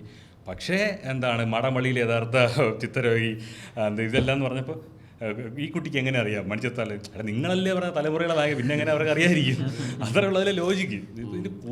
നമുക്ക് ഒരു പരിധി കൂടുതൽ നമുക്ക് ഇപ്പോഴത്തുള്ള പിള്ളേരുടെ പ്രിഫറൻസ് എന്താണെന്ന് നമുക്ക് ഇന്ന് മനസ്സിലാക്കാൻ പറ്റില്ലല്ലോ. ഇത് ഈ സിനിമ നമ്മൾ ചെയ്യുമ്പോൾ ഉദ്ദേശിച്ച ഈ കാലഘട്ടത്തിൽ തന്നെയാണ് ഈ സിനിമ പ്ലേസ് ചെയ്തേക്കുന്നത്. എങ്കിൽ പോലും തിയേറ്ററിലേക്ക് ഓഡിയൻസ് വരണമെങ്കിൽ അത് അവരെ ഹിറ്റ് ചെയ്യണം, ഈ 90s ഓഡിയൻസിനെ ആയിരിക്കണം നമ്മൾ ഹിറ്റ് ചെയ്യണം നമുക്കറിയായിരുന്നു. അപ്പൊ അതിന്റെ റെഫറൻസുകളെല്ലാം നമ്മൾ വെച്ചിട്ടുണ്ട്. അവർക്കാണ് കറക്റ്റ് ചെയ്യാൻ പടം വേണ്ടി. നടക്കുന്നത് 2022-ലാണ്. അതെ. 2022 മോഡലൊക്കെ 22. പക്ഷേ പിള്ളേർക്ക് ഞാൻ പടം നടക്കുമ്പോൾ എനിക്കറിയാം ഇത് 90s പല്ലൊട്ടിയുമായിട്ട് സാമ്യം വരുമോ, 90s കാര്യമാണോ പറയാൻ പോകുന്നത്. പക്ഷെ കുറച്ച് കഴിഞ്ഞത്തേക്ക് വാസ്റ്റ് ആയത്.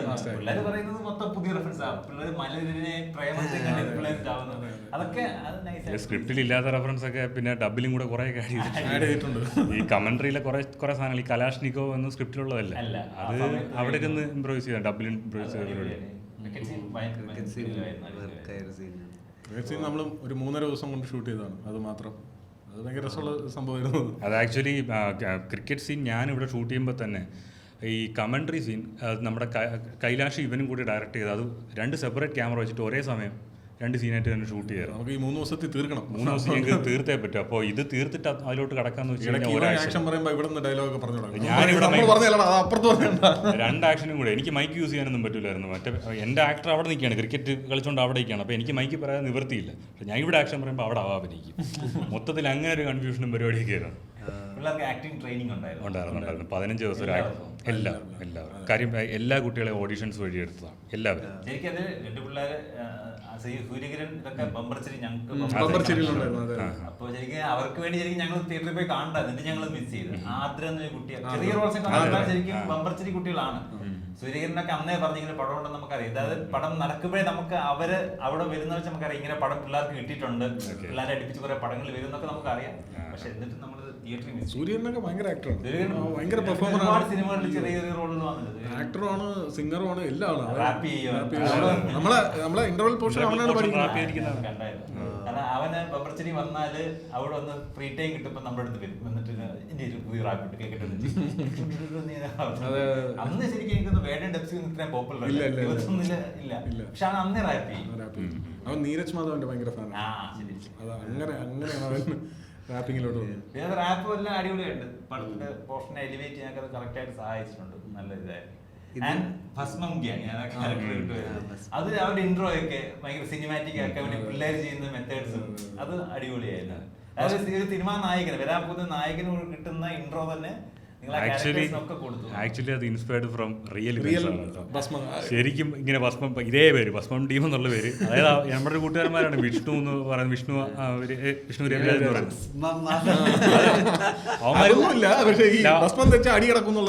ഭസ്മം തേച്ച അവന്മാർ അടിയെടുക്കും. ഒരു പേപ്പറിൽ ഭസ്മൊക്കെ പൊതിഞ്ഞുകൊണ്ട് പോകും. 8ാം ക്ലാസ്സിൽ പഠിക്കുമ്പോഴത്തേക്ക് അവൻ നൊട്ടോറിയസ് ആണ്. ഇങ്ങനെ ഈ ലോഗോ പരിപാടി ഒന്നുമില്ല, പക്ഷെ അവന്മാർ ഭസ്മം തൊട്ട അടി കണക്കുന്നാണ് മൊത്തത്തിൽ ഉള്ളൊരു സംസാരം. അതിൽ അവൻ പറഞ്ഞതിൽ 2 കാര്യമുണ്ട്. ഭസ്മം തൊട്ട യുവമാർക്കും അടി കിട്ടുന്നുണ്ട്, വേറെ അടി കിടക്കുന്നുണ്ട്. പിന്നെ നമ്മളെ ഇങ്ങനെ ആക്കിയെന്നേ ഉള്ളൂ. ചെറിയൊരു 7ാം ക്ലാസ്സിനകത്തൊരു ഗ്യാങ്ങുകളൊക്കെ അപ്പോഴും ഉണ്ട്. ഇപ്പൊ ഞാൻ പഠിച്ചോണ്ടിരുന്നപ്പോഴും നമുക്കൊരു ഗ്യാങ് ഉണ്ട്, പക്ഷെ പുറത്തു പറയാൻ പറ്റാത്ത പേരായി പോയി. അന്നത് ഭയങ്കര മാസമായിട്ട് നമ്മൾ പറഞ്ഞോണ്ടിരുന്നു, പക്ഷെ ഇപ്പൊ പറയില്ല. ചുമ്മാ കള്ളമെങ്കിലും പറ. അത് കള്ളം പറയാൻ എനിക്ക് വേറെ പേരൊന്നും കിട്ടില്ല. എനിക്ക് മോശം പേര് നമുക്കുണ്ട് ഡേഞ്ചർ ബോയ്സ്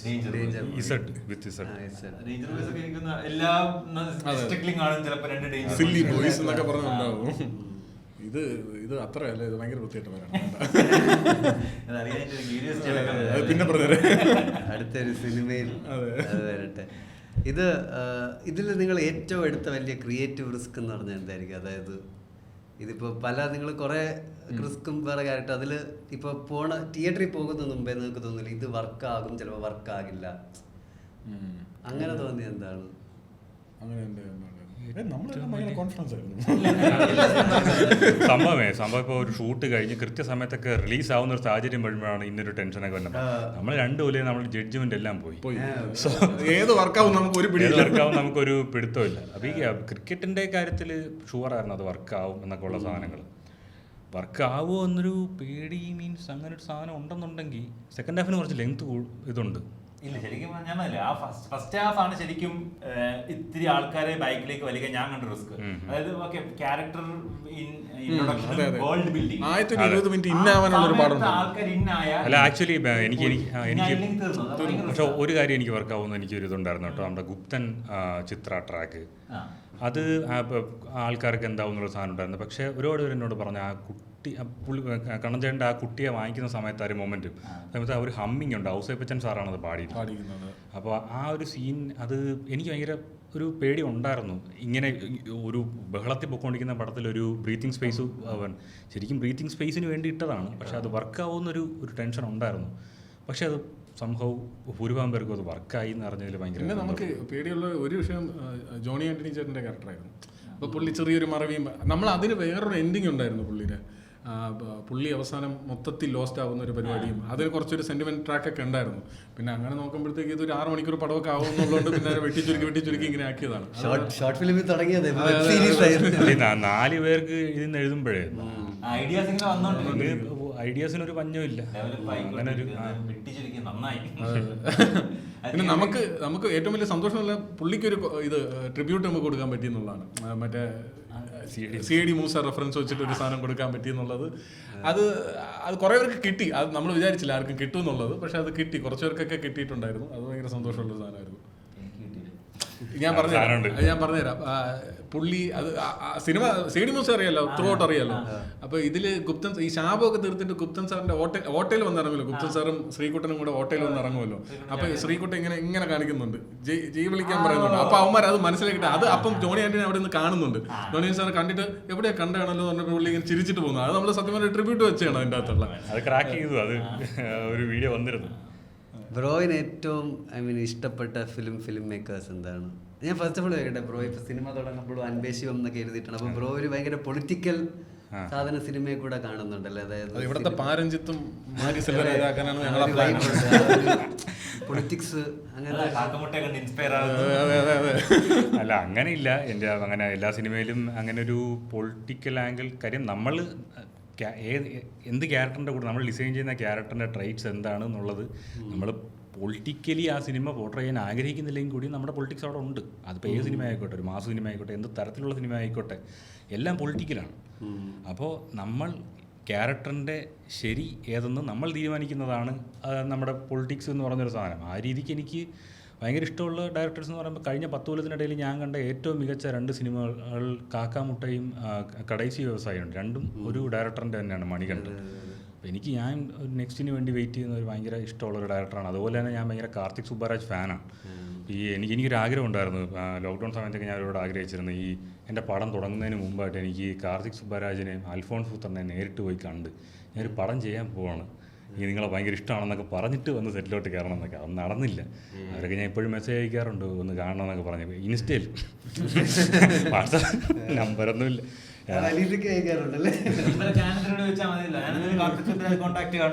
അതെ, കാർത്തിക് സുബ്ബരാജ് ഇവനറിയാം ഞാൻ കട്ട ഫാനാണെന്നറിയാം. കൊച്ചിയിലെന്തോ പരിപാടിക്ക് വന്നെന്നറിഞ്ഞു, വിളിച്ചില്ല.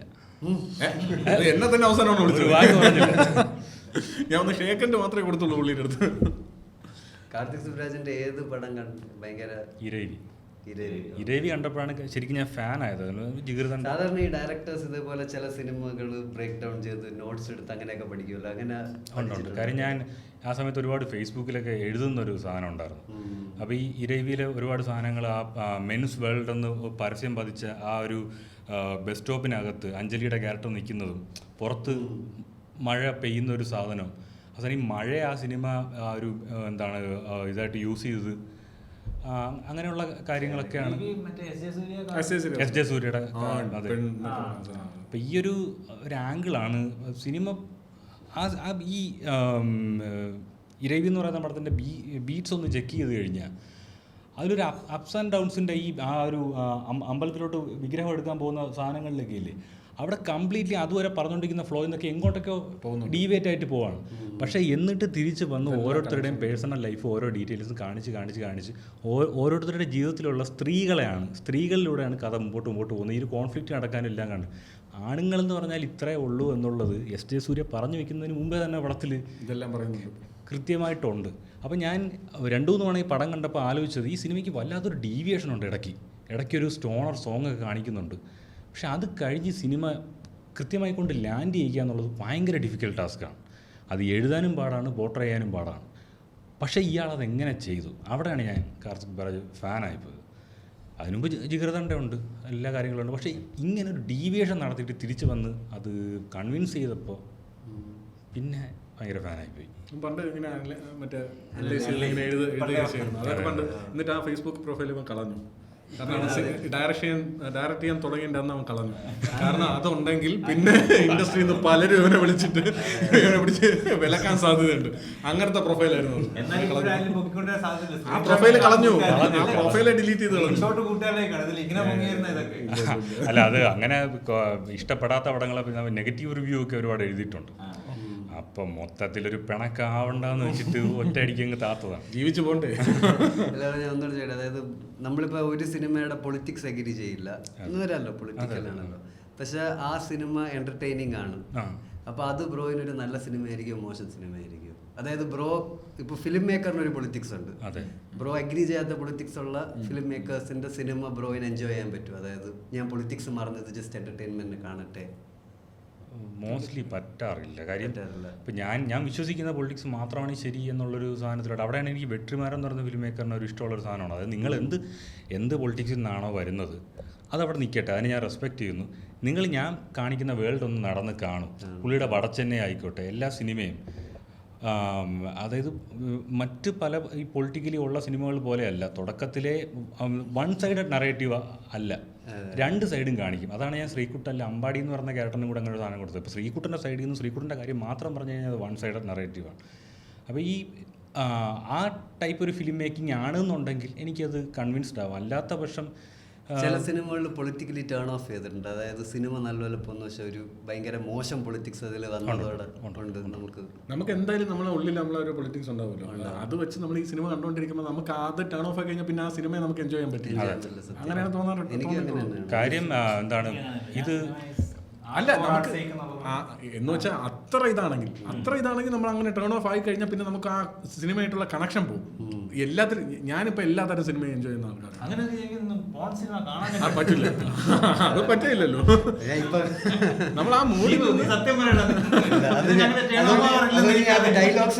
ഞാൻ നോക്കിയപ്പോൾ രാവിലെ പുള്ളി ലാപ്ടോപ്പ് പോയിട്ടാണ് ഒളിച്ചുകൊണ്ട് പോയതാണ് ഞാൻ.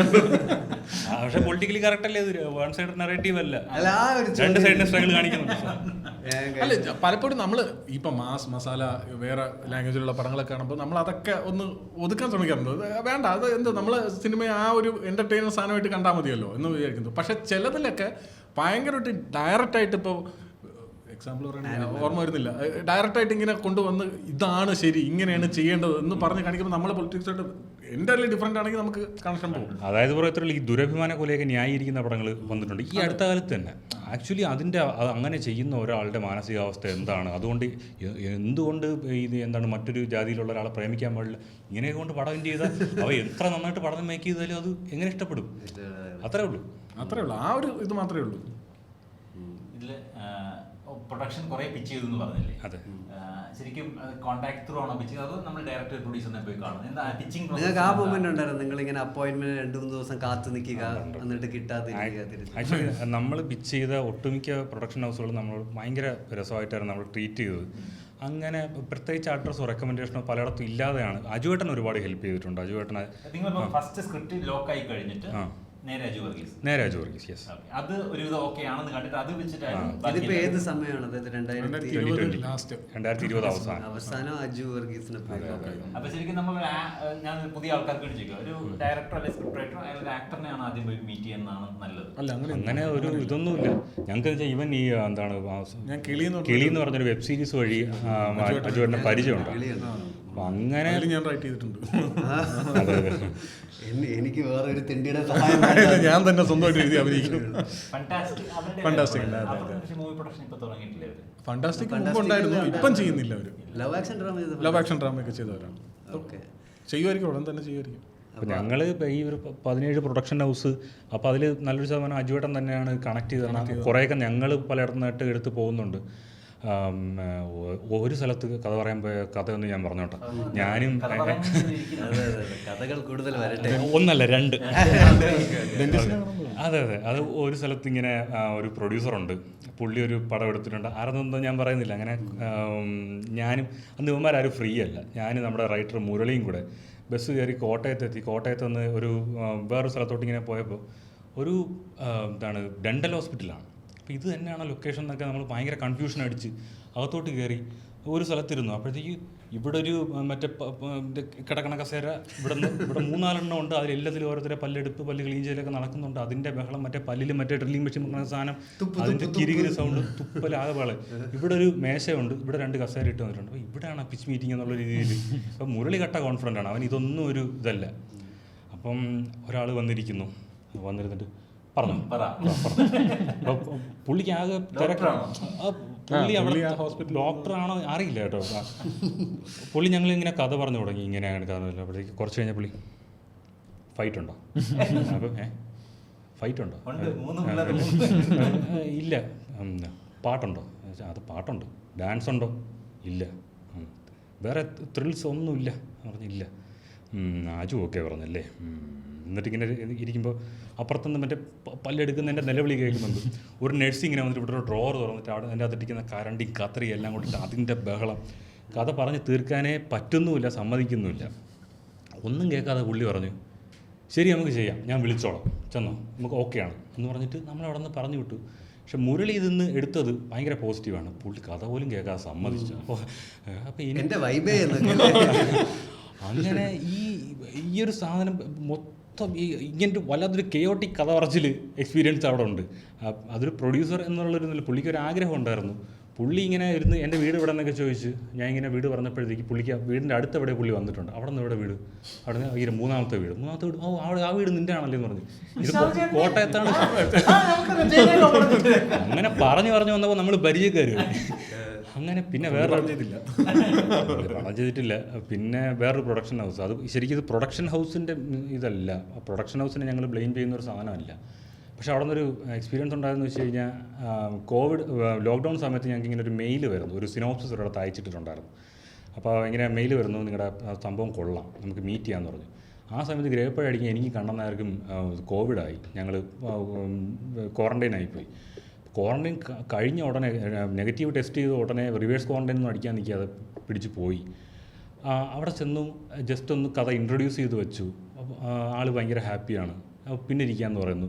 പിന്നീടൊരു മീറ്റിംഗ് ബാക്ക് ടു ബാക്ക് ഇങ്ങനെ മീറ്റിങ്ങിന് മേലെ ഇതിനെല്ലാം കാര്യം. ഈ മൂന്നാമത്തെ മീറ്റിങ്ങൊക്കെ ആയപ്പോൾ നിങ്ങൾ വന്നോ നമുക്ക് കാണാമെന്നൊക്കെ വെച്ച് ഞങ്ങൾ പടം ഓണാവാം, അഡ്വാൻസ് വാങ്ങിക്കാൻ. ചിലപ്പോൾ 2 ദിവസമൊക്കെ അവിടെ നിന്ന് അഡ്വാൻസ് വാങ്ങിക്കാൻ ഞങ്ങൾ ഒന്നും നോക്കിയില്ല. കാറൊക്കെ എടുത്ത് 5000 രൂപ പെട്രോളൊക്കെ അടിച്ച് ആഘോഷപൂർവ്വം വന്നു.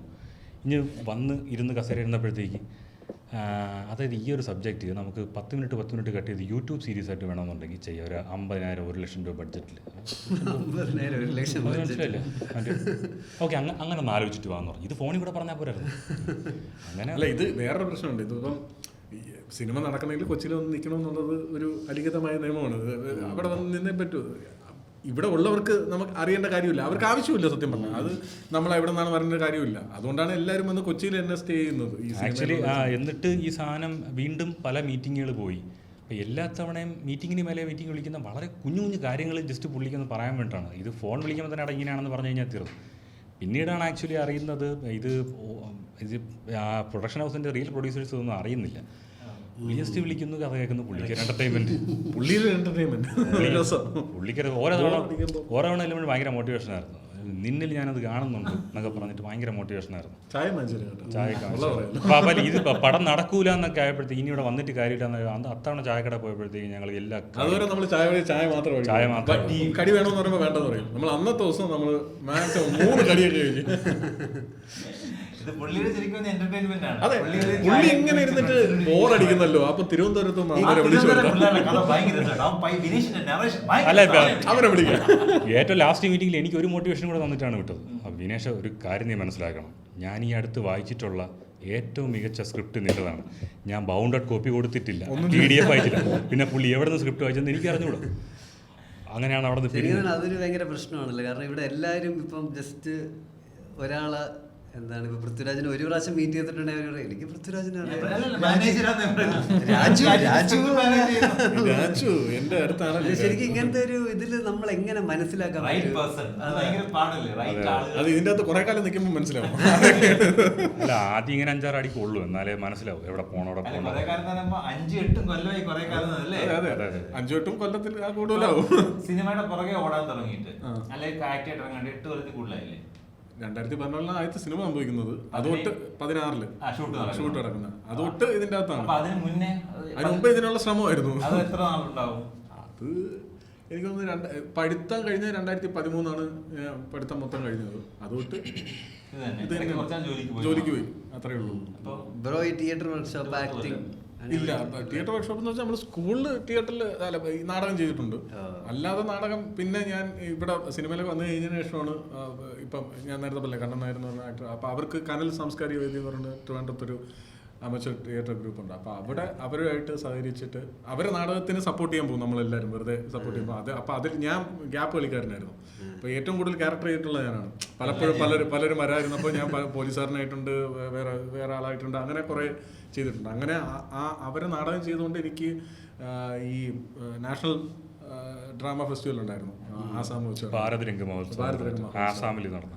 അവിടെ ചെയ്യാൻ പറ്റി എനിക്ക്. ഇറ്റ്ഫോക്കിൽ ചെയ്യാൻ പറ്റി എനിക്ക്.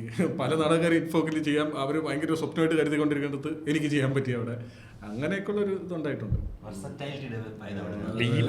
ഈ പോക്ക് എനിക്ക് ഉപകാരപ്പെട്ടിട്ടുണ്ട്. ഞാനിതിനെ ഒരു ഡോക്യുമെൻ്ററി ആക്കി. ഞങ്ങളെല്ലാം ഇത് റെക്കോർഡ് ചെയ്തിട്ട് ഈ ഒരു പോക്കിനെ ഞങ്ങൾ ഡോക്യുമെൻ്ററി ആക്കി. അത് ഇൻ്റർനാഷണൽ ഡോക്യുമെൻ്ററി ഫിലിം ഫെസ്റ്റിവലിൽ അത് വേൾഡ് കോമ്പറ്റീഷനിലൊക്കെ ഉണ്ടായിരുന്നു. അപ്പോൾ അതും ഒരു പ്രൊഫൈലായി. എനിക്കും അവനും അത് ആ ഒരു അവരുടെ കൂടെ കൊളാബ് ചെയ്ത് ഉപകാരപ്പെട്ടിട്ടുണ്ട്. ഈ നാടകത്തിന് കുറച്ചുകൂടെ ഒരു വലിയ വേദി അല്ലെങ്കിൽ സ്വീകരണം കിട്ടണമെന്ന് തോന്നിയിട്ടില്ല? ഉറപ്പായിട്ടും തോന്നിയിട്ടുണ്ട്. കാരണം ഇപ്പൊ US-ലൊക്കെ കുറെ മെയിൻ ആക്ടേഴ്സ് ഒക്കെ ഹ്യൂഗ് ജാക്ക്മാൻ ഒക്കെ ബ്രോഡ്വേ കളിക്കാൻ. നമുക്ക് അങ്ങനെ ഒരു സിസ്റ്റം ഇല്ലല്ലോ. ബ്രോഡ്വേ എന്നുള്ളൊരു സിസ്റ്റം ഉണ്ടെങ്കിൽ അവര് സിനിമയെക്കാരും ഭയങ്കരമായിട്ട് കാണുന്ന ഒരു സാധനമാണ്. അവര് അഭിനയിച്ചൊക്കെ കുറെ കഴിയുമ്പോഴത്തേക്കും അവർ അതിനെ ഒന്ന് റിലാക്സ് ചെയ്യാൻ വേണ്ടി വേറൊരു തരം അഭിനയം എക്സ്പീരിയൻസ് ചെയ്യാനും തിയേറ്റർ എക്സ്പീരിയൻസ് ചെയ്യാനും അവർ ബ്രോഡ്വേയിലോട്ട് പോകുന്നു. നമുക്ക് അങ്ങനെ ഒരു സിസ്റ്റം നമുക്ക് ഇവിടെ അങ്ങനെ ഇല്ലല്ലോ. പക്ഷേ ഇവിടെ ഇതൊരു ഓപ്പോസിറ്റ് കൾച്ചറുള്ള സ്ഥലമുണ്ട്. മറാത്തി സിനിമയിലെ ആക്ടേഴ്സ് കൂടുതൽ വരുമാനം കണ്ടെത്തുന്നത് നാടകം ചെയ്തിട്ടാണ്. അവർക്ക് സിനിമ ഭയങ്കര ശോഷിച്ച് കിടക്കുകയാണ്. അപ്പോഴത്തെ ഫിലിം മേക്കേഴ്സ് ഒക്കെ ഭയങ്കര ആ ഒരു കാര്യത്തിൽ നമ്മളിപ്പോൾ പറഞ്ഞതിന്റെ ഓപ്പോസിറ്റ് ആണ്. അവിടെ നാടകം ചെയ്യുമ്പോൾ കിട്ടുന്ന സുഖം വേറെയാണ്. കാരണം ഞാൻ ഒരു ക്യാരക്ടർ ഇങ്ങനെ നമ്മൾ ഈ നാടകത്തിൽ അതിൻ്റെ അകത്ത് നാടകമാണ് ചെയ്യുന്നത്. നാടകത്തിൻ്റെ അകത്തുള്ള നാടകമാണ് വീണ്ടും ഭഗവാന്റെ മരണം എന്നുള്ളൊരു നാടകം. അതാണ് നമ്മൾ ആസാം പോയത്. അപ്പോൾ ആസാമിൽ നമ്മൾ കളിച്ചുകൊണ്ടിരുന്നപ്പോൾ ഞാൻ അവിടുത്തെ സൗണ്ട് ഓപ്പറേറ്ററായിട്ടാണ് അഭിനയിക്കുന്നത്. അപ്പോൾ ഒരു ഘട്ടത്തിൽ പോലീസുകാർ കയറി വരും, നമ്മൾ നാടകം നിർത്താൻ വേണ്ടിയിട്ട് പോലീസുകാർ. അപ്പോൾ നമ്മൾ ഭയങ്കര ഇമോഷണലായിട്ട് പോലീസ് ഗോ ഔട്ട് എന്ന് പറഞ്ഞിട്ട് അവരെ തള്ളി പുറത്താക്കും. അപ്പോൾ ഈ സംഭവം ഞാൻ ചെയ്തു കഴിഞ്ഞപ്പോഴത്തേക്കും ഞാൻ അറിയാതെ ഇന്ന് കരഞ്ഞു. ഇവരെന്തിന് നമ്മളെ നാടകം മുടക്കാൻ വരുന്നു? അപ്പോൾ ആ ഒരു മൂഡിലാവും. അത് നാടകത്തിന് മാത്രം കിട്ടുന്നൊരു ഹൈ ആണ്. മറ്റത് കട്ട് ചെയ്ത് നമ്മൾ എടുക്കുമ്പോൾ ചിലപ്പോൾ ആ ഒരു സാധനം കിട്ടിയിരുന്നില്ല. ഇത് ഇങ്ങനെ ത്രൂ ഔട്ട് ഇങ്ങനെ പോകുമ്പോൾ നമ്മൾ നാടകത്തിനോട് നിന്ന് ആ ക്യാരക്ടറായി മാറുന്നൊരു സാധനം നമുക്ക് കിട്ടും. അത് വേറൊരു ഹൈ ആണ്, സിനിമയുടെ വേറൊരു ഹൈ ആണ്. അപ്പോൾ അത് സിനിമയിൽ എന്താണ് ഹൈ? പ്രോസസ് എന്താണ്? അല്ല പ്രോസസ് എല്ലാ ആക്ടേഴ്സിനും അവരുടേതായിട്ടുള്ള പ്രോസസ് ഉണ്ട്. ഇന്ന പ്രോസസ്സാണ് ശരിയെന്നുള്ളത്. ഇപ്പൊ എന്റെ പ്രോസസ് എന്താണ്? അതായത് ബ്രോ മെത്തേഡ് ആക്ടറാണോ എന്താണ്? അങ്ങനെ പ്രോസസ് ഒന്നുമില്ല. അപ്പൊ തോന്നുന്നു അങ്ങ് ചെയ്യണ സമയത്ത് ബ്രോയിനെ തന്നെ എല്ലാവരും ബ്രൂണോ എന്ന് വിളിക്കണം, അങ്ങനെ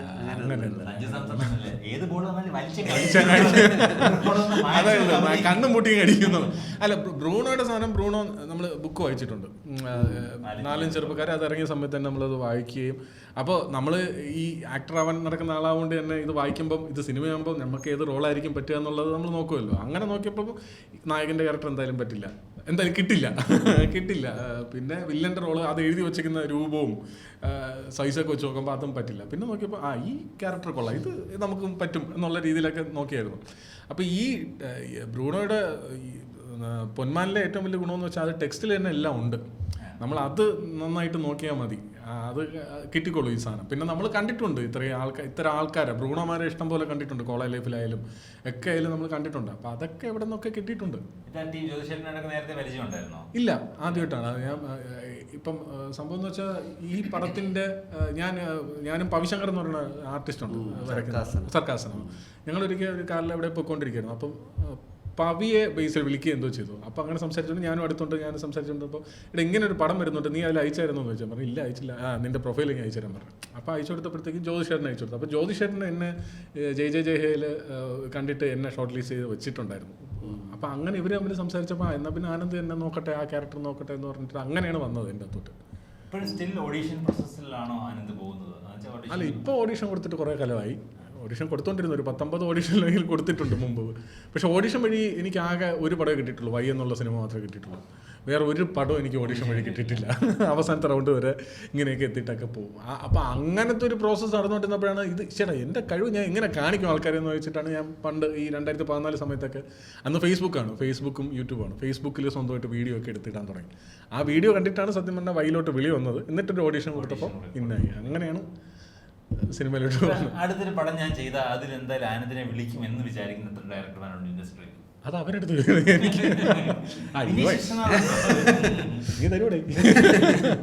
അല്ല, നമ്മളൊരു സ്വയം പര്യാപ്ത കുടിൽ വ്യവസായമാണ്, നമുക്ക് നമ്മളെ ഉള്ളൂ. അപ്പോൾ ഒന്നുമില്ല, ഇപ്പം ഞാൻ മാത്രമല്ല, ഇപ്പം ഞാനാണ് ഫസ്റ്റ് പടം ചെയ്തതെന്നേ ഉള്ളൂ. നമ്മുടെ കൂട്ടത്തിൽ ഇനി ഡയറക്ടേഴ്സ് ഉണ്ട്, അവർ വരാനുണ്ട്, അവർ ഫസ്റ്റ് സിനിമയുടെ ശ്രമങ്ങളിലാണ്. സോ അതിലൊക്കെ ഉടനെ വരുമെന്ന് പ്രതീക്ഷിക്കാം. അടുത്ത പ്രൊജക്ട് വിനീഷിൻ്റെ വർക്കിംഗ് ആണോ? ഓണായിട്ടൊന്നുമില്ല, എഴുത്ത് പരിപാടിയെല്ലാം കഴിഞ്ഞിട്ടുണ്ട്. അപ്പം ഇനി ബ്രോ, ഇത് നമുക്ക് നിങ്ങൾ അവസാനം ഒരു പ്രൊഡ്യൂസറിന് എത്തിയപ്പോൾ അതെങ്ങനെയാണ് സെറ്റ് ആയത്? അതായത് ഏത് സമയത്താണ് പ്രൊഡ്യൂസർ ഓൺ ആയത്? ആക്ച്വലി ഈ ബഡ്ജല്ല പ്രൊഡക്ഷൻസ് എന്ന് പറഞ്ഞ പ്രൊഡക്ഷൻസിൻ്റെ അവർ ഷോർട്ട് ഫിലിം പ്രൊഡക്ഷൻ കോമ്പറ്റീഷൻ നടത്തിയിരുന്നു. അപ്പോൾ ഒരു സ്ക്രിപ്റ്റ് വെച്ചിട്ട് ഒരുപാട് സ്ക്രിപ്റ്റുകൾ പല ഒരു സ്റ്റെപ്പ് ബൈ സ്റ്റെപ്പ് പ്രോസസ്സിലൂടെ ഒരു വിന്നറിനെ തിരഞ്ഞെടുക്കുന്ന ഒരു പ്രോസസ്സാണ്. അപ്പോൾ ഇതിൻ്റെ ഫസ്റ്റ് സീസൺ വിന്നേഴ്സ് ഞങ്ങളായിരുന്നു. അപ്പോൾ അവർക്ക്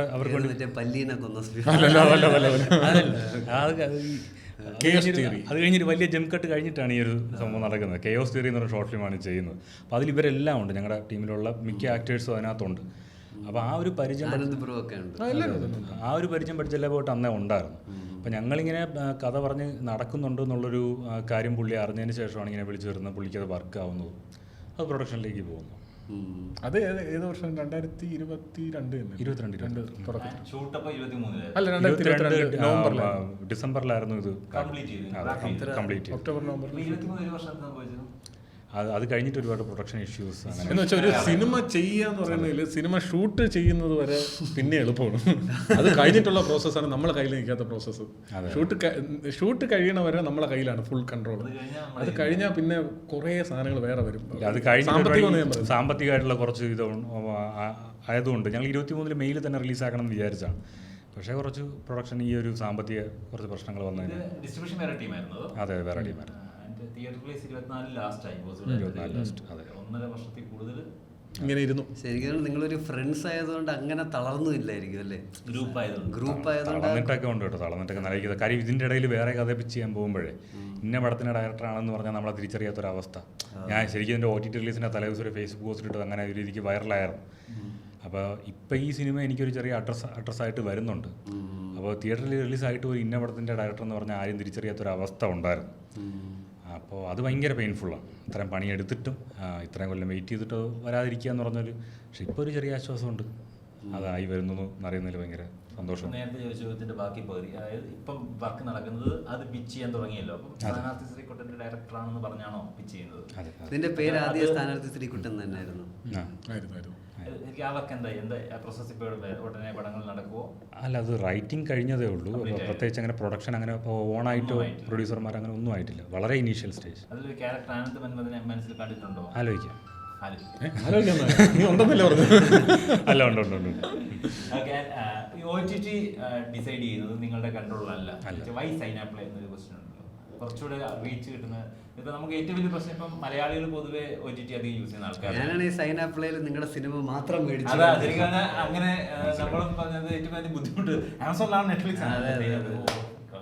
ആക്ച്വലി അതിലൊരു സാധനം എന്ന് വെച്ച് കഴിഞ്ഞാൽ നാളെ ഒരു കാലത്ത് നമ്മുടെ വേറൊരു ഇൻ്റർവ്യൂവിൽ നമ്മുടെ ചേട്ടൻ പറഞ്ഞ ഒരു ഇത് തന്നെയാണ് എനിക്കിപ്പോഴും പറയാനുള്ളത്. അതായത് ഒരു മോഹൻലാൽ സിനിമയോ മമ്മൂട്ടി സിനിമയോ സൈനാപ്ലയിൽ വന്നു കഴിഞ്ഞാൽ ആ ഇതിൻ്റെ ഒരു ലെവൽ മാറും. മറ്റേ ഈ ആഹ OTT അതുപോലെ തന്നെ സൺ നെക്സ്റ്റ് ഇവരൊക്കെ അവരുടെ റീജിയണൽ ലാംഗ്വേജിൽ ചെയ്തുകൊണ്ടിരിക്കുന്ന സാധനം ശരിക്കും സൈന നല്ലൊരു ഇൻ്റർഫേസ് ഉള്ള നല്ലൊരു വെൽ മെയ്ഡ് ആയിട്ടുള്ളൊരു ആപ്പാണ്. ആ ഒരു ഇതാണ്. അപ്പോൾ അവരുടെ കയ്യിലുള്ളതിൻ്റെ അത്രയും ആർക്കൈവ്സ് മലയാള സിനിമയുടെ നല്ല സിനിമകളുടെ ഒരു ആർക്കൈവ്സ് വേറെ ഒരു ആൾക്കാരുടെ കയ്യിലും അത്രയും റൈറ്റ്സ് ഹോൾഡ് ചെയ്ത് വെച്ചിരിക്കുകയാണ്. അതെ. സോ അത്രയും ലെഗസി ഉള്ള ഒരു കമ്പനിയുടെ ഇതിനകത്ത് നമ്മുടെ പടം വന്നതിൽ ഞങ്ങൾക്ക് ശരിക്കും അഭിമാനമുണ്ട്. മാത്രമല്ല ഈ സിനിമ വന്നതിന് ശേഷം ഒരുപാട് സബ്സ്ക്രൈബേഴ്സ് പുതിയത് വന്നു എന്നുള്ളതിലും നമുക്ക് സന്തോഷമുണ്ട്. അത് പറഞ്ഞായിരുന്നു. അപ്പോൾ അങ്ങനെ അറിയുന്നതിൽ സന്തോഷമുണ്ട്. ശരിക്കും മറ്റൊരു OTTയുടെ ഭാഗമായിരുന്നെങ്കിൽ നല്ലതായിരുന്നു വെച്ചാൽ ആയിരുന്നു. പക്ഷേ സൈനാപ്ലേയിൽ വന്നതിൽ ഞങ്ങൾക്ക് യാതൊരു പിന്നെ നേരത്തെ ചോദിച്ചതിൻ്റെ ബാക്കി ഉത്തരം എന്ന് പറഞ്ഞാൽ ഈ നേരത്തെ ബ്രോ പറഞ്ഞ പോലെ തന്നെ സബ്സ്ക്രിപ്ഷൻസ് ഏറ്റവും കുറവുള്ളത് കേരളത്തിലാണ്. അതുകൊണ്ട് തന്നെ പല മേജർ OTT പ്ലാറ്റ്ഫോംസും കേരളത്തിനെ വലിയ കാര്യമായിട്ട് കണ്ടിട്ടില്ല. അപ്പോൾ OTT വന്ന സമയത്തുള്ള ഒരു മാർക്കറ്റിംഗ് സ്ട്രാറ്റജി അല്ലെങ്കിൽ അവരുടെ ഒരു സ്ട്രാറ്റജി അല്ല അവർക്ക് ഇപ്പോൾ ഉള്ളത്. പക്ഷെ അത് കാശ് അവർ ഇറക്കുന്നില്ല, അവർ പടങ്ങൾ വാങ്ങിക്കുന്നില്ല. തിയേറ്ററിൽ വർക്കാവുന്ന പടങ്ങളെ അവർ എടുക്കുന്നുള്ളൂ. പക്ഷെ നമ്മളെ പൊതുസമൂഹം വിചാരിച്ചിരിക്കുന്നത് ഈ പടം തിയേറ്ററിലുണ്ട്, കുഴപ്പമില്ലെന്ന് കേട്ടാൽ OTT വരുമ്പോൾ കാണാമെന്നാണ്. പക്ഷെ OTT വരില്ല. അത് ഇവർ ഇപ്പോഴും ആൾക്കാരിലേക്ക് എത്തിയിട്ടില്ല. അത് ആൾക്കാർ ആവശ്യമല്ല, അത് നമ്മളെ ആവശ്യമാണ് എത്തിക്കുക എന്നുള്ളത്. അപ്പോൾ അങ്ങനെ ഒരു പ്രശ്നം ഇവിടെ ഉണ്ട്. അപ്പോൾ അവർ ഒരു പടം ഇപ്പം OTT റിലീസിന് വേണ്ടി തിയേറ്റർ റിലീസിന് മുമ്പ് കച്ചവടം പോകുന്ന സിനിമകൾ ഭയങ്കര കുറവാണ്. വിരലിലാണെന്നോ 1-2 പടങ്ങളെ ഇപ്പോൾ ഒക്കെ പോകുന്നുള്ളൂ. ബാക്കിയെല്ലാം തിയേറ്ററിൽ വർക്കായിട്ട് എന്നിട്ട് നമ്മൾ നോക്കാം എന്നുള്ള രീതിയിലാണ് ഇരിക്കുന്നത്. ഈ നല്ല ക്രിട്ടിക്കൽ റെസ്പോൺസ് വന്നപ്പോഴായിരുന്നു പെരുമാനിയൊക്കെ. ഇതുവരെ OTT വന്നിട്ടില്ല. കാര്യം നല്ല റിവ്യൂ നല്ല റെസ്പോൺസ് ഒന്നും അവർക്കൊരു ക്രൈറ്റീരിയ അല്ല. തിയേറ്ററിൽ അടിച്ചിട്ടുണ്ടോ?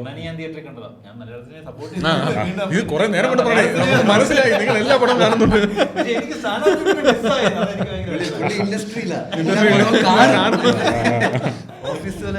രാവിലെ ഗുഡ്. ഇത് ശരിക്കും നമ്മുടെ മലയാളികളുടെ അല്ലെങ്കിൽ ഇന്ത്യയുടെ തേർഡ് വേൾഡ് കൺട്രിയുടെ പ്രശ്നങ്ങളിൽ ഒന്നാണ്. അതായത് നമുക്ക് നമ്മളെ സംബന്ധിച്ച് എന്റർടൈൻമെന്റ്, ലൈഫ്, ലെഷർ, ജീവിതത്തിന്റെ ക്വാളിറ്റിയെ മെയിൻറ്റെയിൻ ചെയ്യാൻ വേണ്ടിയിട്ട് പൈസ മുടക്കുന്നത് എന്റെ എല്ലാ ബാക്കിയുള്ള ആവശ്യങ്ങളും. അപ്പോൾ 6 OTT ഒരുമിച്ച് സബ്സ്ക്രൈബ് ചെയ്യാന്നുള്ളത് പ്രാക്ടിക്കലി പോസിബിൾ അല്ല. ഇവിടെയാണ് ശരിക്കും ആമസോൺ പ്രൈമിനെ ആൾക്കാർ അത്യാവശ്യം ഓക്കെ നമുക്ക് ഏഷ്യാനെറ്റ് പണ്ട് കേബിൾ കണ്ടുകൊണ്ടിരുന്ന പോലെ അത് വേണേ എടുത്തിടാം, അല്ലെങ്കിൽ നെറ്റ്ഫ്ലിക്സ്.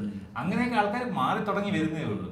പണ്ട് നമ്മൾ കേബിൾ എടുക്കാൻ തന്നെ ആൾക്കാർ അതെല്ലാരിലേക്ക് എത്തിയപ്പോ കേബിളിന്റെ പരിപാടി നിന്നു. അത് കഴിഞ്ഞ് ഇത് വന്നു. ഇനിയിപ്പോ സമയം എടുക്കും, കുറെ സമയം എല്ലാവരും സമയം. അല്ല, ഇത് ആക്ച്വലി ഇത് എന്താണ് ഈ കാഴ്ചക്കാരന്റെ കുറ്റം മാത്രമല്ല. ഒരു വേറൊരു ആംഗിൾ ചിന്തിച്ചു നോക്കിക്കഴിഞ്ഞാൽ ഒരു സിനിമ കാണാൻ അത് ഒരു നല്ല ഈവനിങ് ചിലവഴിക്കാൻ ഒരു മിഡിൽ ക്ലാസ് ഫാമിലിക്ക് 1000 രൂപ എന്ന് പറയുന്ന വലിയ പൈസയൊന്നുമല്ല. 4 പേർക്ക് അതിൽ സുഖമായിട്ട് പടം കാണാം. ആവറേജ് ടിക്കറ്റ് പ്രൈസ് 150 വെച്ച് കഴിഞ്ഞാൽ. എന്നാൽ അത് മാത്രമാണ് അവന് കൊടുക്കേണ്ടി വരുന്നത്. പാർക്കിംഗ് ഫീ ഉണ്ട്, കൺവീനിയൻസ് ഫീ ഉണ്ട്, പോപ്കോൺ 800 രൂപ വാങ്ങിക്കാം. അതെ, അതല്ലേ നമ്മളിപ്പോൾ ഒരു മൾട്ടിപ്ലക്സിൽ പോയി കഴിഞ്ഞ് നമ്മളൊരു പോപ്കോൺ വാങ്ങിക്കാൻ പോയ 800 രൂപ അവിടെ തീരൂല. അതാണ് പ്രശ്നം. അതായത് പടത്തിന്റെ പൈസ കൊടുക്കുന്നതിന് ഏറ്റവും കുറവാണ്. പടത്തിനാണ് ഏറ്റവും കുറവ്. നമുക്ക് പിന്നെ ഈ പോപ്കോണിന്റെ മണമൊക്കെ സഹിച്ച് പച്ചവെള്ളം കൂടി ചകത്ത് വന്നിരിക്കാം. പക്ഷെ ഒരു കുഞ്ഞിന് ഒരു അഭിമാനമുള്ള ഒരു കുടുംബസ്ഥന് പിള്ളേരൊക്കെ പോപ്കോൺ ബക്കറ്റ് വാങ്ങിച്ച് കൊടുത്തില്ല എന്നുണ്ടെങ്കിൽ ഒരു വിഷമാണ്. വിഷം ഇങ്ങനെ ഇരിക്കുക എന്ന് പറയുന്ന ഒരു അഭിമാനത്തിൻ്റെയും കൂടി പ്രശ്നമാണ്. അപ്പോൾ ഒരു ഈവനിങ് സ്പെൻഡ് ചെയ്തിട്ട് വരാൻ നേരത്ത് ഒരു 4000 രൂപ പൊട്ടുക എന്ന് പറയുന്നത് 20,000 രൂപ ശമ്പളം ഉള്ളവനായിരിക്കും. ഒരു 4000 രൂപ ഒരു ദിവസം ചിലവായി കഴിഞ്ഞാൽ അവൻ എന്ത് വിചാരിക്കും? 600 രൂപയ്ക്ക് OTT എടുക്കുക, അല്ലെങ്കിൽ ടെലഗ്രാം വരട്ടെ കാണാൻ എന്ന് വിചാരിച്ചാൽ അവന് കുറ്റം പറയാൻ പറ്റില്ല. അപ്പോൾ ഇവിടെ കാശ് ഉണ്ടാക്കുന്നത് സിനിമാക്കാരാണോ അതോ പോപ്കോൺ വിൽക്കുന്നവരാണോ എന്നുള്ളത് നമ്മൾ ചിന്തിക്കേണ്ടത്. അത് നമ്മൾ തന്നെ ഇപ്പം സിനിമ ട്രിവാൻഡ്രത്ത് സിനിമ ഇറങ്ങുകയാണെങ്കിൽ കൈരളി നിളയിൽ ഉണ്ടാവുമെന്നാണ് നോക്കുന്നത്. കാരണം നല്ല തിയേറ്ററുമാണ്, പൈസയും കുറവാണ്, ടിക്കറ്റ് റേറ്റും കുറവാണ്, നല്ല പബ്സും കിട്ടും. അപ്പോൾ അതാണ് നമ്മുടെ അവസ്ഥ. അങ്ങനെ നോക്കുള്ളൂ ആൾക്കാർ. ബ്രോ, എനിക്കൊരു ചോദ്യമുള്ളതെന്ന് വെച്ചാൽ പിള്ളേരെ അഭിനയിപ്പിക്കാൻ വന്നതിൽ അപ്പോൾ ഈ ഓഡിഷനിലൊക്കെ നിങ്ങൾ എന്താണ് നോക്കിയത്? അതായത് അത് നിങ്ങൾ ഓരോ ക്യാരക്ടറിന് ഫിക്സ് ആയിട്ടാണോ നോക്കിയത്, അതോ കുറച്ച് പിള്ളേരെ എടുത്ത്? പിള്ളേരെ നമുക്കൊരു ആക്ടേഴ്സ് ട്രെയിനർ ഉണ്ടായിരുന്നു, സാം ജോർജ് എന്ന് പറയുന്ന ആൾ. അപ്പോൾ ഇദ്ദേഹത്തിനൊരു ടീം ഉണ്ടായിരുന്നു. സുജയ് സുദർശൻ, പ്രണവ് എന്ന് പറഞ്ഞിട്ട്, പ്രണവ് മോഹൻ എന്ന് പറഞ്ഞിട്ട് ഇങ്ങനെ ഒരു 3 പേരുണ്ടായിരുന്നു. അപ്പോൾ അഭിഷേക്, ഇത്രയും പേരുണ്ടായിരുന്നു, അഭിഷേക്, അഹല്യ, ഇങ്ങനെ ഒരു ടീം ഉണ്ടായിരുന്നു. അപ്പോൾ ഇവർ നമ്മളിങ്ങനെ ഏജ് കാറ്റഗറി വെച്ചിട്ട് ഓഡീഷൻ ഇട്ടു. അപ്പോൾ ഓഡീഷന് ഒരുപാട് എൻട്രികൾ വരുന്നുണ്ട്. അപ്പോൾ ഈ ഏജ് കാറ്റഗറിയിൽ അല്ലാത്ത ചേട്ടന്മാരൊക്കെ ഇതിന് അയക്കുന്നുണ്ട്. കാര്യം അവരെ കുറ്റം പറയാൻ പറ്റില്ല, അവർ ഒരു ചാൻസ് അങ്ങനെ ഒരു നിലയിലാണ്. അപ്പോൾ ഇതിരുന്ന് ഫിൽട്ടർ ചെയ്യാന്നുള്ളത് ഭയങ്കര ഒരു എമൗണ്ട് പ്രോസസ്സായിരുന്നു. അപ്പോൾ ഇത് കഴിഞ്ഞിട്ട് കൊച്ചിയിൽ എറണാകുളത്തായിട്ട് ഓഡീഷന് വരുമ്പോൾ ഭയങ്കര ഫീച്ചേഴ്സുള്ള ഭയങ്കര രസമുള്ള ഒരുപാട് ആക്ടേഴ്സിനെ കാണുന്നുണ്ട്. പക്ഷേ ഇതിലാരാണ് നമ്മുടെ ശ്രീകുട്ടൻ, ആരാണ് മീനാക്ഷി, അങ്ങനെ ഒന്നും തിരിച്ചറിയാൻ പറ്റുന്നില്ല. അപ്പോൾ ഒരാളെ മാത്രമേ നമ്മൾ ആദ്യ കാഴ്ചയിൽ തന്നെ ഉറപ്പിച്ചിട്ടുള്ളൂ. ഇതൊരു ഡെസ്കെല്ലാം ഇട്ടിട്ട് ഇങ്ങനെ ഒരാളിങ്ങനെ കയറി വന്നപ്പോഴേ ഇവിടെ നിന്ന് ഞാൻ സൈഡിൽ ഇരുന്ന കണ്ണൻ നായരെ നോക്കി, അപ്പുറത്തിരുന്ന ആനന്ദിനെ നോക്കി, അവിടെ ക്യാമറയും വെച്ചുകൊണ്ടിരുന്ന അനൂപിനെ നോക്കി. നമ്മൾ തമ്മിൽ ഒന്നും സംസാരിച്ചില്ല, സൈലൻറ്റ് കമ്മ്യൂണിക്കേഷനാണ്. കയറി വന്നത് കറക്റ്റ് അമ്പാടിയാണ്.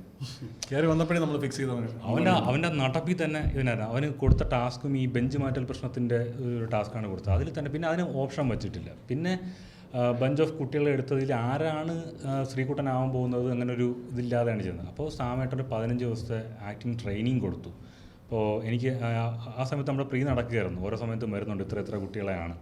പിന്നെ എനിക്കൊന്ന് പോയി കാണണം, ആരാണ് ഏറ്റവും ബെസ്റ്റ് ഓപ്ഷൻ എന്നൊക്കെ നോക്കാൻ വേണ്ടിയിട്ട് പോകണം. അപ്പോൾ അവിടെ ചെന്നപ്പോഴത്തേക്ക് 3-4 ശ്രീകുട്ടന്മാരുണ്ട്. ഇതിൽ ഏതിനെ ഞാൻ എടുക്കുന്നൊക്കെ. അപ്പോൾ സാമേട്ട ഒരു ഗട്ട് ഫീലിംഗ് പറഞ്ഞു, ഇവനാണ് ശ്രീരംഗാണ് ഇതിൻ്റെ ഏറ്റവും വലിയ ശ്രീകുട്ടൻ, ഏറ്റവും ബെസ്റ്റ് ആളെന്ന് പറഞ്ഞു.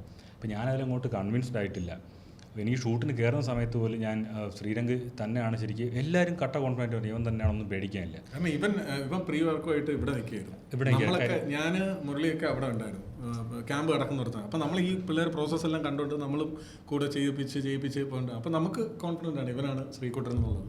പക്ഷേ ആക്ഷൻ്റെയും കട്ടിൻ്റെ ഇടയിൽ അവൻ കറക്റ്റ് ശ്രീകുട്ടനായിരുന്നു. അപ്പം അതിൽ പിന്നെ കോൺഫിഡൻ്റ് ആയി. പിന്നെ ഞങ്ങൾ ഈ ട്രെയിനിങ് കൊടുത്തിട്ടുള്ള കുട്ടികളല്ല, ഞങ്ങളുടെ ജൂനിയർ ആക്ടേഴ്സായിട്ട് വന്ന കുട്ടികളുണ്ട്. ഈ അഭിനയിച്ച ഒരു കുട്ടികളെ ഒന്നും പറയാനില്ല, എല്ലാം ഗംഭീര ആക്ടേഴ്സാണ്. എല്ലാവരും നമ്മുടെ സിനിമയ്ക്ക് ശേഷം വലിയ ഒരുപാട് സിനിമകൾ ചെയ്തിട്ടുണ്ട്. പക്ഷേ കുഞ്ഞു വേഷങ്ങളൊന്നും ചിരിച്ചിട്ട് പോകുന്ന ശബരിയാണെങ്കിലും അവർ പേര് വരെ ഇപ്പോൾ ഓർമ്മ ഇത്രയും വർഷം കഴിഞ്ഞിട്ട്. ഗംഭീര ആക്ടേഴ്സാണ്, എല്ലാവരും എക്സെപ്ഷണൽ പെർഫോമൻസ് ആയിരുന്നു. ഇതിൽ ഞങ്ങൾക്ക് സെലക്ട് ചെയ്യാതെ ചെറിയൊരു ക്യാരക്ടറിന് വേണ്ടി മാത്രം വിളിക്കാന്ന് പറഞ്ഞ് ട്രെയിനിങ് ഒന്നും കൊടുക്കാതെ വിട്ട് രോഹിത് എന്ന് പറയുന്നൊരു ആക്ടറുണ്ട്. നമ്മുടെ ഉണ്ണിക്കുട്ടൻ്റെ ഓപ്പോസിറ്റ് ഇരിക്കുന്ന ചേട്ടന്മാരാണെന്ന് വിചാരിച്ചാൽ പേടിക്കുമെന്ന് വിചാരിച്ചെന്നൊക്കെ ഡയലോഗ് പറയുന്ന ആ ഒരു പുള്ളി. ഇവൻ പ്രോപ്പർ കൊച്ചിക്കാരനാണ്.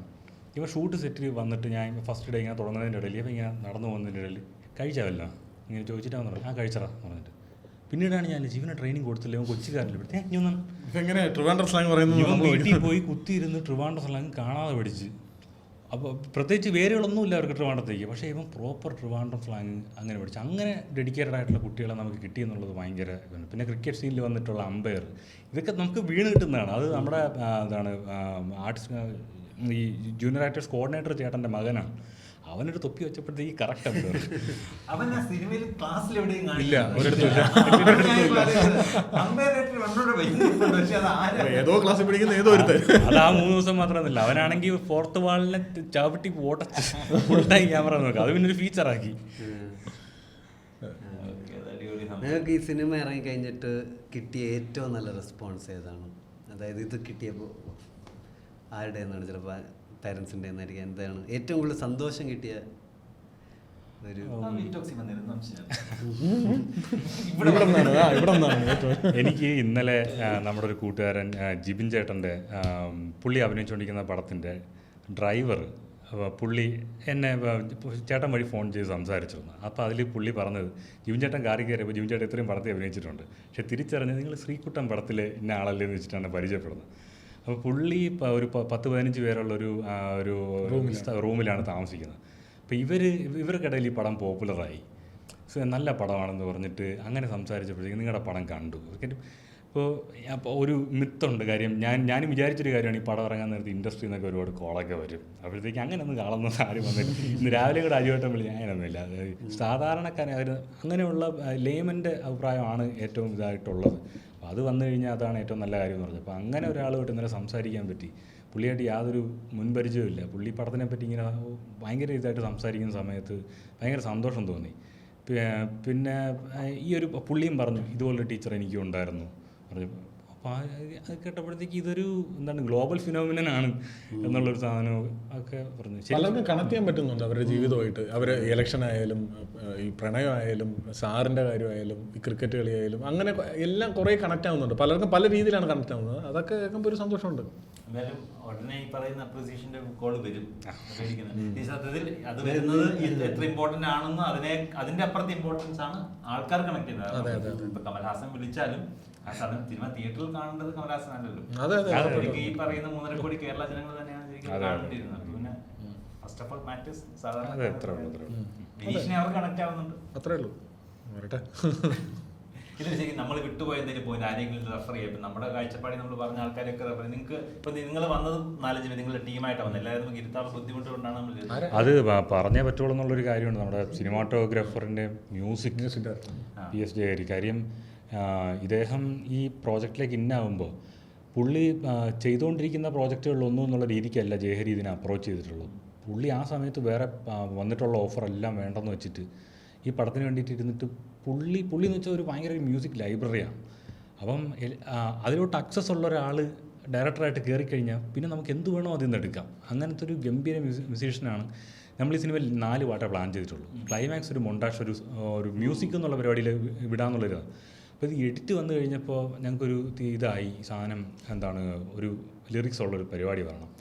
അങ്ങനെ ഞങ്ങളുടെ കൂട്ടത്തിൽ തന്നെ അഹല്യ ഇതിനൊരു ലിറിക്ക് എഴുതുകയും ജയഹരിയുടെ വിരളിൽ നിന്ന് പിയാനോയിലോട്ടൊക്കെ മ്യൂസിക് വീഴുന്ന ഒരു സംഭവം ഞാൻ സൈഡിൽ ഇരുന്ന് കണ്ടിട്ടുണ്ട്. ഒരു മ്യൂസിക് എങ്ങനെ ഉണ്ടാവുന്നു എന്നുള്ളത് ഞാൻ നേരിട്ട് കാണാനുള്ളൊരു സാധനം ഉണ്ടായി. അപ്പോൾ ഇവിടെ മോണിറ്ററിൽ ആ സീൻ അവിടെ പ്ലേ ചെയ്യാണ്. ഞാൻ ശരിക്കും അതിൻ്റെ റെക്കോർഡിങ് എൻ്റെ ഉണ്ട്. ആ ഒരു മ്യൂസിക്കും കൂടെ വന്നപ്പോഴാണ് പടം അതിൻ്റെ ഒരു പ്രോപ്പർ കംപ്ലീഷനിൽ കാര്യം. അതെ ശരി. അത് ആ പ്രത്യേകിച്ച് ആ വരികൾ, അഹല്യയുടെ വരികൾ, അത് പറഞ്ഞറിയിക്കാൻ പറ്റാത്ത അത്രയായിരുന്നു. അതുപോലെ തന്നെ അനൂപിൻ്റെ വർക്ക്, ഈ അനൂപ് ശൈലജ എന്ന് പറയുന്ന ക്യാമറമാൻ, അവൻ്റെ എന്താണ് അസിസ്റ്റൻസ് എന്നല്ല, ഒരു ആർമി എന്നാണ് പറയേണ്ടത്.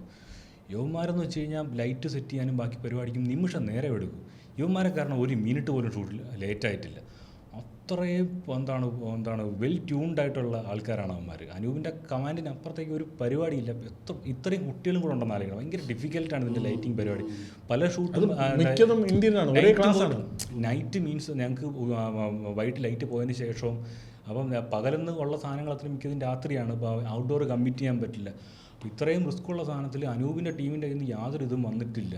അപ്പോൾ അനൂപ് ഒരു ഗംഭീര ക്യാമറാമാനാണ്. ഭയങ്കര വേഗതയുള്ള ഒരു ഡയറക്ടറിൻ്റെ വിഷൻ എൻഹാൻസ് ചെയ്ത് തരാൻ നിൽക്കുന്ന ഫ്ലെക്സിബിൾ ആയിട്ടുള്ള ക്യാമറാമാനാണ്. അപ്പോൾ ഇതുപോലുള്ള ഒരുപാട് ടെക്നീഷ്യൻസ്, എൻ്റെ കൂട്ടുകാരനായതുകൊണ്ട് ഞാൻ പറയണമല്ല, കൈലാഷ് ഒരു ഗംഭീര എഡിറ്ററാണ്. അവൻ ഈ ഒരു റൈറ്റർ എഡിറ്റർ കോംബോ എന്ന് പറയുന്നത് ഭയങ്കര, റൈറ്റർ എഡിറ്റർ ഒരാളാവുക എന്ന് പറയുന്നത് ഭയങ്കര ഇതാണ്. പക്ഷേ ഇവൻ അങ്ങനെ ഒരു മനുഷ്യത്വം ഇല്ലായിരുന്നു. ആറഞ്ചം പുറഞ്ഞം വെട്ടി തള്ളി. ഇപ്പൊ അവസാനം ഉടക്കിട്ടൊക്കെ ഉണ്ട്. എന്റെ പറയുന്നല്ലേ നീ ഇങ്ങനെ ഞാൻ നിൽക്കുന്നതിൽ എന്തായാലും ഒരുപാട് ഉടക്കുകൾ ഉണ്ടായിട്ടില്ല. ആശയപരമായിട്ടുള്ള ഉടക്കുകളൊക്കെ ഉണ്ടാവും, അല്ലാതെ വലിയൊന്നുമില്ല. ഇവൻ നമ്മൾ ഈ പടം ആദ്യം ചെയ്തു വന്നപ്പോഴത്തേക്കും കുറച്ച് സമയം കൂടുതലുണ്ടായിരുന്നു. അപ്പൊ ഇതിനെ വെട്ടണമല്ലോ, ഇതിനെ വെട്ടി സൈസൊക്കെ ഉണ്ട്. അപ്പം വെട്ടിക്കൊണ്ടിരുന്നപ്പോൾ ഇവൻ പറഞ്ഞു എന്റെ പടം ഇങ്ങനെയല്ല, ഞാൻ പോകുന്നു എന്നൊക്കെ പറഞ്ഞ് മാറിയിരുന്നു. പിന്നെ ഞാനും അവനും കൂടെ കല്യാണം കൊണ്ടിരുന്നു വെട്ടിയാണ് ഈ ഒരു പലരും ഇൻപുട്ട് ഉണ്ടായിരുന്നു. അങ്ങനെ വെട്ടിയാണ് ഇങ്ങനെ ക്രിസ്പാക്കിയത്. ഇത് തന്നെ നമ്മൾ ഇനിയും വേണമെങ്കിൽ വെട്ടാമെന്നൊക്കെ ആൾക്കാർ ഭാവിയിൽ ആൾക്കാർ ചോദിക്കട്ടെ, മറ്റേ സ്ഥാനാർത്ഥി ശ്രീകുട്ടന്റെ ഡയറക്ടേഴ്സ് കട്ട് 4 മണി. അല്ല, ഇത് തന്നെയാണ് ബെസ്റ്റ് വെർഷൻ ആക്ച്വലി. അതിൽ നമ്മളന്ന് ഈ കൊതിച്ച് ഷൂട്ട് ചെയ്ത പല സാധനങ്ങളും കട്ട് ചെയ്ത് കളയുമ്പോൾ ഉണ്ടാകുന്ന ഒരു വിഷമമുണ്ടല്ലോ, അതുണ്ടായിരുന്നു. പക്ഷേ ഈ ലെങ്ത് തന്നെയാണ് ഇതിൻ്റെ കറക്റ്റ് ഫോൺ. ഞങ്ങൾ പ്രോപ്പർ 2.5 മണിക്കൂർ പടമായിട്ടാണ് ഇതിനെ ഔട്ട് വന്നപ്പോഴത്തേക്കും 2.5 മണിക്കൂർ ഉണ്ടായിരുന്നു. പിന്നെ ഓരോരുത്തർ കാണുമ്പോൾ ഇല്ല 15 മിനിറ്റ് കുറയണം എന്നൊരു സജഷൻ വരുമ്പോഴാണ് നമുക്കത് ചെയ്യേണ്ടി വരുന്നത്. 2 ഇതേ ലെങ്ത് തന്നെയായിരുന്നു. നിങ്ങൾ എഴുതിയപ്പോൾ ഇത്രയും ക്യാരക്ടേഴ്സും ഉണ്ട്, ഇതിൽ കൂടുതൽ ക്യാരക്ടേഴ്സ് ഉണ്ടായിരുന്നു. ഷൂട്ടിൽ ഇതിന്റെ കാട്ടി കൂടുതൽ ക്യാരക്ടേഴ്സ് ഇല്ല. ഷൂട്ട് ചെയ്യുന്നതിന് മുമ്പ് നമ്മൾ ഇത്ര ക്രാഫ്റ്റ് എന്ന് പറഞ്ഞ ഒരു 4.5 മണിക്കൂർ ലെങ്ത് ഉണ്ടായിരുന്നു. അമ്പാടിക്കൊരു മാമനൊക്കെ ഉണ്ടായിരുന്നു. അമ്പാടിക്കൊരു മാമന്റെ ജീവിതം കണ്ടാണ് അമ്പാടി ഇങ്ങനെ ഇൻസ്പയർ ആവുന്ന. അങ്ങനെ എന്തൊക്കെയോ സ്വപ്നം പ്രത്യേകിച്ചൊരു കാര്യമില്ല, പടം അങ്ങനെ ഇരുന്നിട്ട് അങ്ങ് പോകും.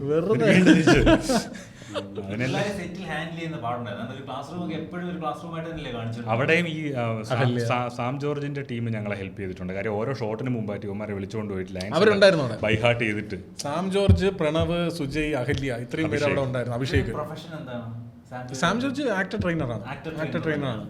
അപ്പോൾ ഇവർ ടീമാണ് പിള്ളേരെ മൊത്തം നമ്മൾ ഏൽപ്പിച്ചിരിക്കുന്നത്. അപ്പോൾ അവർ കറക്റ്റ് സമയം നമ്മൾ ഇത്ര പിള്ളേർ വേണമെന്ന് അവർ ആ സ്കൂളിൻ്റെ ഇത് പൂട്ടിയ സ്കൂളാണ്, ബ്രഹ്മപുരത്തുള്ള ഒരു പൂട്ടി കിടക്കുന്ന സ്കൂളാണ് നമ്മൾ ഷൂട്ട് ചെയ്തത്. അപ്പോൾ ആ സ്കൂളിൽ നമ്മൾ മാത്രമേ ഉള്ളൂ. അപ്പോൾ അവർ പലയിടത്തായിട്ട് ഇരിപ്പുണ്ടാവും. നമ്മൾ പറയും ഇന്ന ആൾക്കാരെ വേണമെന്ന് പറയുമ്പോൾ അവർ കൊണ്ടുവരും, നമ്മൾ അവർ സെറ്റ് ചെയ്ത് തരും. പിന്നെ ബാക്കി ഇല്ല അച്ചടക്കൊന്നുമില്ല. നമ്മളെ സ്കൂളിലെ പിള്ളേർ അഴിച്ചു വിട്ടൊക്കെ തന്നെയാണ്. ഷൂട്ടിന്റെ സമയത്ത് സൈലൻസ് എന്ന് പറയുമ്പോൾ അവർ സൈലൻസ് ആവും. ബാക്കിയുള്ള സമയത്തൊക്കെ അവർ അലമ്പും ബഹളവും, നമ്മളും കൂടെ അലമ്പാണ്. എല്ലാം ഭയങ്കര രസമായിരുന്നു ആ 42 ദിവസം. ഉണ്ടാവും എല്ലാം ഉണ്ടാവും. പാരൻസിനെ ഞങ്ങൾ ഇങ്ങനെ എല്ലാ ദിവസവും വരരുത് എന്നുള്ളൊരു സാധനം. കാര്യം അവരും കൂടെ വന്നു കഴിഞ്ഞാൽ പിന്നെ അവിടെ നിൽക്കാൻ പറ്റൂല. ബ്രഹ്മാണ്ഡ സിനിമയായിപ്പോൾ അങ്ങനെ ഇടയ്ക്കിടയ്ക്ക് ഞങ്ങൾ മൈക്കിൽ കൂടെ പറയും ചെറിയ സിനിമയാണ് സഹകരിക്കണമെന്ന്. കാര്യം ചെറിയ സിനിമയാണെന്ന് ഇത്രയും ക്രൗഡും സാധനങ്ങളും ഉള്ളപ്പോൾ ആർക്കും തോന്നുന്നില്ല ചെറിയ പടമാണെന്ന്. 42 ദിവസം നമ്മൾ ഷൂട്ട് ചെയ്തു ഈ പിള്ളേരെ വെച്ചിട്ട്. അതാണ് നമ്മളെ ഏറ്റവും വലിയ അച്ചീവ്മെന്റ്. പക്ഷേ ആക്ച്വലി കുട്ടികളുടെ ഭാഗത്തുനിന്ന് അങ്ങനെ ഒരു ഡിലേയോ അങ്ങനെ ഒന്നും ഉണ്ടായിട്ടില്ല. കാര്യം ഈ ഒരു സാമേട്ടൻ്റെ ടീം കാരണം ഉണ്ടായ വലിയൊരു അഡ്വാൻറ്റേജാണ്. അവരുടെ ഭാഗത്തുനിന്ന് യാതൊരു ഡിലേയും ഉണ്ടായിട്ടില്ല. ഡബ്ബിങ്ങിലായിക്കോട്ടെ അവർ പെട്ടെന്ന് ഒന്ന് പരിപാടി തീർത്തിട്ട് പോകുന്ന പരിപാടി ഇത് തന്നെയായിരുന്നു. സോ കുട്ടികൾ ഈ സിനിമയുടെ സൂപ്പർ സ്റ്റാർസ് ആയത് സിനിമ ഔട്ട്പുട്ടിൽ മാത്രമല്ല, ഷൂട്ടിലും ഡബിലും എല്ലാത്തിലുമായിരുന്നു. ഇവരൊക്കെ ഭയങ്കര മികച്ച ആക്ടേഴ്സാണ്. ഇതിലിപ്പം അജു വർഗീസ് ആദ്യമായിട്ട് ക്ലാസ്സിലോട്ട് കയറി വരുന്ന സീനുണ്ട്. അപ്പോൾ ശ്രീകുട്ട അവിടെ നിൽക്കുകയാണ്. ഇങ്ങനെ നിന്നിട്ട് പെട്ടെന്ന് നോക്കുമ്പോൾ അവൻ്റെ മുഖത്തൊരു റിയാക്ഷൻ ചേഞ്ച് ഉണ്ട്. ആ ചേഞ്ച് നമ്മളിങ്ങനെ കണ്ടിട്ട് ഞാനൊരു ആക്ടറാണല്ലോ, ഇതെങ്ങനെ ഇവൻ ചെയ്തെന്നാണ് ഞാൻ ആലോചിച്ചത്. അപ്പോൾ അങ്ങനെ തരത്തിലുള്ള ടാലൻറ്റഡ് ആയിട്ടുള്ള ആക്ടേഴ്സാണ് എൻ്റെ അകത്ത് എല്ലാവരും. അവരെല്ലാവരെയും നമുക്കൊരു സങ്കടമുള്ളത്, നമുക്ക് പെൺകുട്ടികളുടെ ക്യാരക്ടറിലോട്ട് അധികം സഞ്ചരിക്കാൻ പറ്റിയില്ല എന്നുള്ളൊരു വിഷമമുണ്ട്. കാരണം നമുക്ക് ആ കഥയിൽ നിന്ന് ഭയങ്കരമായിട്ട് വിട്ടുപോകും. അതിൻ്റെ അങ്ങോട്ട് പോകാൻ പറ്റിയില്ല. അപ്പോൾ അവരും ഭയങ്കര ആക്ടേഴ്സാണ് അതിലുള്ള പലരും. അപ്പോൾ അതൊക്കെ ആണ് നമ്മുടെ വിഷമം.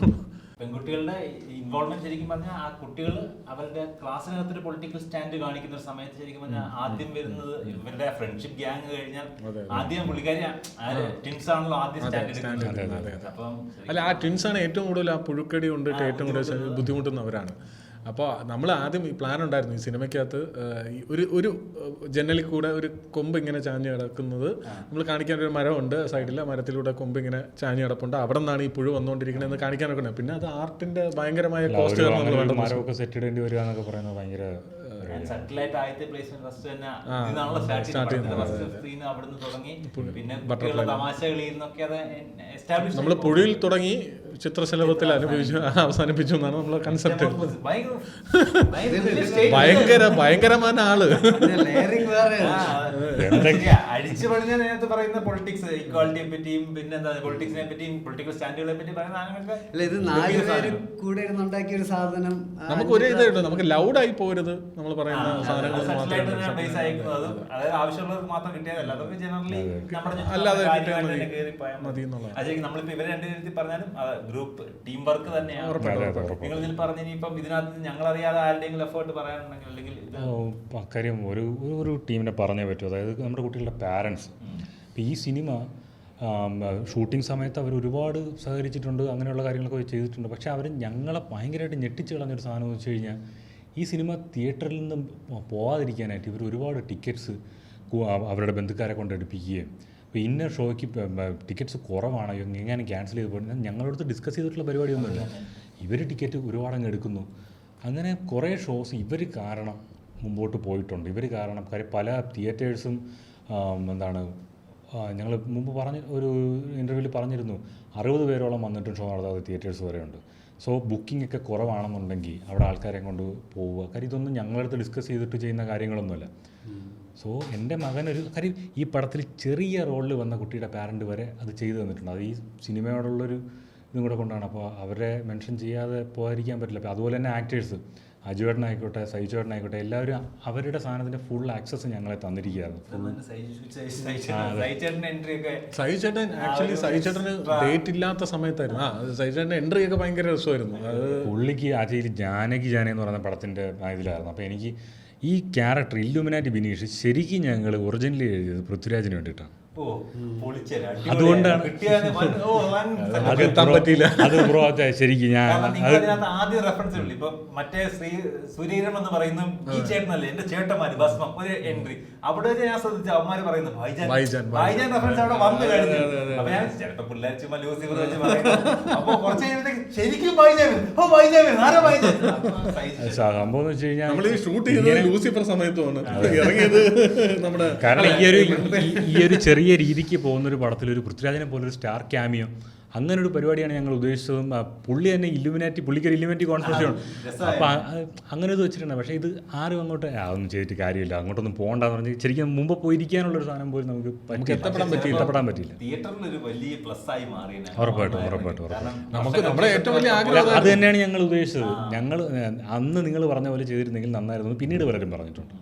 നിവിന്റെ ക്യാരക്ടർ വന്നപ്പോഴാണ് ശരിക്കും വർഷങ്ങൾക്ക് ശേഷത്തിന്റെ ഏറ്റവും ഹൈ പോയിന്റ് അതായിരുന്നു. അപ്പൊ ആ പടത്തിനെ അവർക്കാണെങ്കിൽ ശരിക്കും അതിനപ്പുറത്തേക്കൊന്നും ഇല്ലായിരുന്നിട്ട് ഇവിടെ ശരിക്കും നിങ്ങൾക്ക് അപ്പുറത്തെ ഇപ്പുറത്തെ സാധനം ഉണ്ട്. അപ്പം ഒരു പുള്ളിങ് ഫാക്ടർ ആയിട്ട് രാജു വന്നായിരുന്നെങ്കിൽ നമ്മള് ആക്ച്വലി അന്ന് ഇറങ്ങുന്ന മുമ്പ് നമ്മൾ പുള്ളിയെ ഏതൊക്കെയോ ഫോട്ടോഷോപ്പിലൊക്കെ ഇട്ട് പാവാടയുടെ ലുക്കൊക്കെ എടുത്തിട്ട് നമ്മൾ ഇതിനൊരു ക്യാരക്ടർ ലുക്കൊക്കെ ഉണ്ടാക്കി വെച്ചിരുന്നു. പക്ഷേ സൈചേട്ടൻ ഒരു അഡ്ജസ്റ്റ്മെന്റ് ആയിരുന്നില്ല. സൈചേട്ടൻ്റെ ഒരു സ്ക്രീൻഷോട്ട് വെച്ചിട്ട് നോക്കിയാറിയാം, ഞങ്ങൾ കാണാൻ ഒരു പൃഥ്വിരാജ് റെസംബ്ലൻസ് ഈ പടത്തിലുണ്ട്. അതെ, സുന്ദരനായിട്ട് എനിക്ക് ഫീൽ ചെയ്ത പടം. ഏറ്റവും സുന്ദരനായിട്ട് ഭയങ്കര ഏറ്റവും നന്നായി. കാരണം പുള്ളി ഇതിന്റെ അകത്ത് 4 ദിവസം ഡേറ്റ് ആണ് നമുക്ക് തന്നത്. 3 ദിവസം പുള്ളി നമ്മൾ കഥ പറഞ്ഞ് ചേട്ടാ വരണം എന്ന് പറഞ്ഞപ്പോൾ പുള്ളി നമുക്ക് വേണ്ടി ഉണ്ടാക്കിയ ഡേറ്റ് ആണിത്. പുള്ളി അങ്ങനെ നമ്മളുമായിട്ട് സഹകരിച്ചിട്ടുണ്ട്. പുള്ളി വന്ന് നിന്ന് ഭയങ്കര രസമാണ് പുള്ളിയോട്ട് വർക്ക് ചെയ്യാൻ.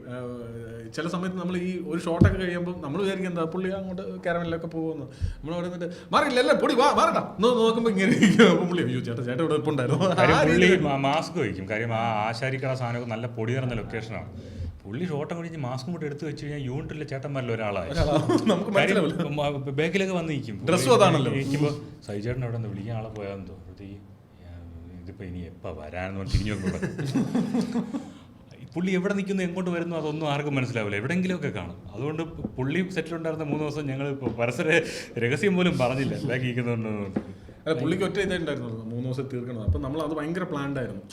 എങ്ങനെയൊക്കെ ഒരു ഷോട്ട് കഴിഞ്ഞാൽ അടുത്ത ഷോട്ട് എന്താണെന്ന് അറിയാം നമുക്ക് എല്ലാവർക്കും അറിയാം. ഒരു ദിവസം ആക്ച്വലി ഒരു ഇൻസിഡൻറ്റും കൂടെ നടന്നായിരുന്നു. 2ാമത്തെ ദിവസം പുള്ളിക്ക് ആക്ച്വലി ഒരു ഫാമിലി എമർജൻസി വന്നിട്ട് ആരായാലും ഒരു ഫാമിലി മാനും വരാൻ പറ്റാത്ത രീതിയിലുള്ള അന്നത്തെ ദിവസം ഒന്ന് 11 മണിക്ക് വന്നോട്ടെ എന്ന് എന്നോട് ചോദിച്ചായിരുന്നു. അപ്പോൾ ഈ റീസൺ പറഞ്ഞിട്ടല്ല എന്നോട് ചോദിച്ചു. പിന്നെ നാളെ ഒന്ന് 11 മണിയായ കുഴപ്പമുണ്ടോ എന്ന് ചോദിച്ചു.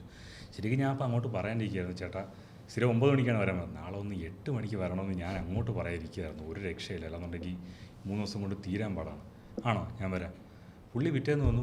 ഈ പാക്കപ്പ് സമയത്താണ് ഞാൻ അറിയുന്നത് ശരിക്കും പുള്ളി പറഞ്ഞത് പുള്ളിക്ക് അത്രയും പോകേണ്ട അത്യാവശ്യമുള്ളൊരു കാര്യമായിരുന്നു. അതെന്താണെന്ന് ഞാനിപ്പോൾ പറയുന്നില്ല. എനിക്കതറിഞ്ഞപ്പോൾ ഭയങ്കര ഇങ്ങനെയൊക്കെ പ്രൊഫഷണാലിറ്റി കാണിക്കുന്ന ഒരു ആർട്ടിസ്റ്റ് അത് കൂടെ വർക്ക് ചെയ്യാൻ പറ്റിയതൊക്കെ ഭയങ്കര അടിപൊളിയായിരുന്നു.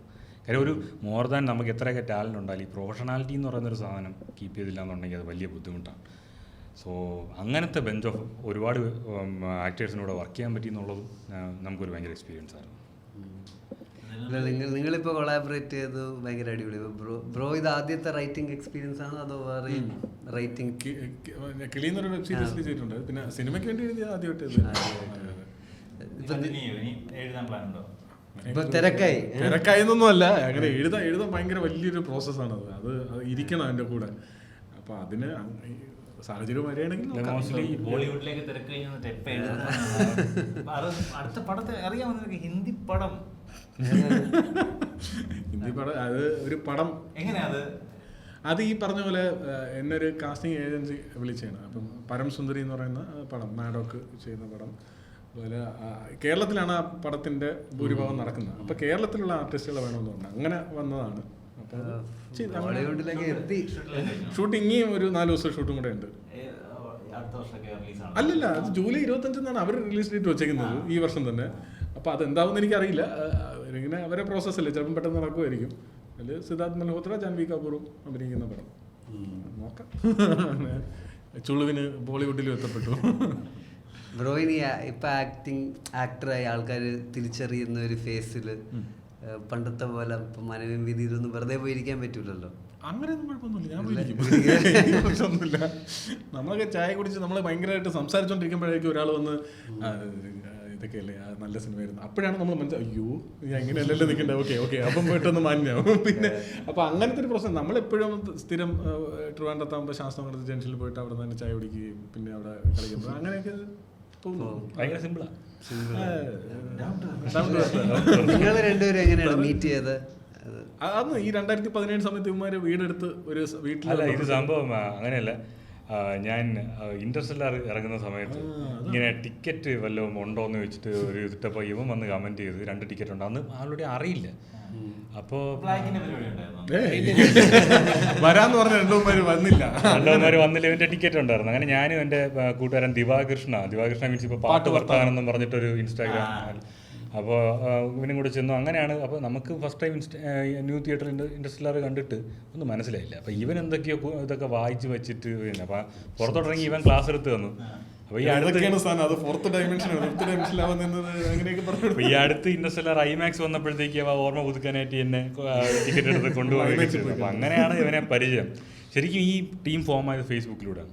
ഫേസ്ബുക്ക് ഫ്രണ്ട്സ് അങ്ങനെ ഒരു കണക്ഷനിലൂടെയാണ് തുടങ്ങിയത്.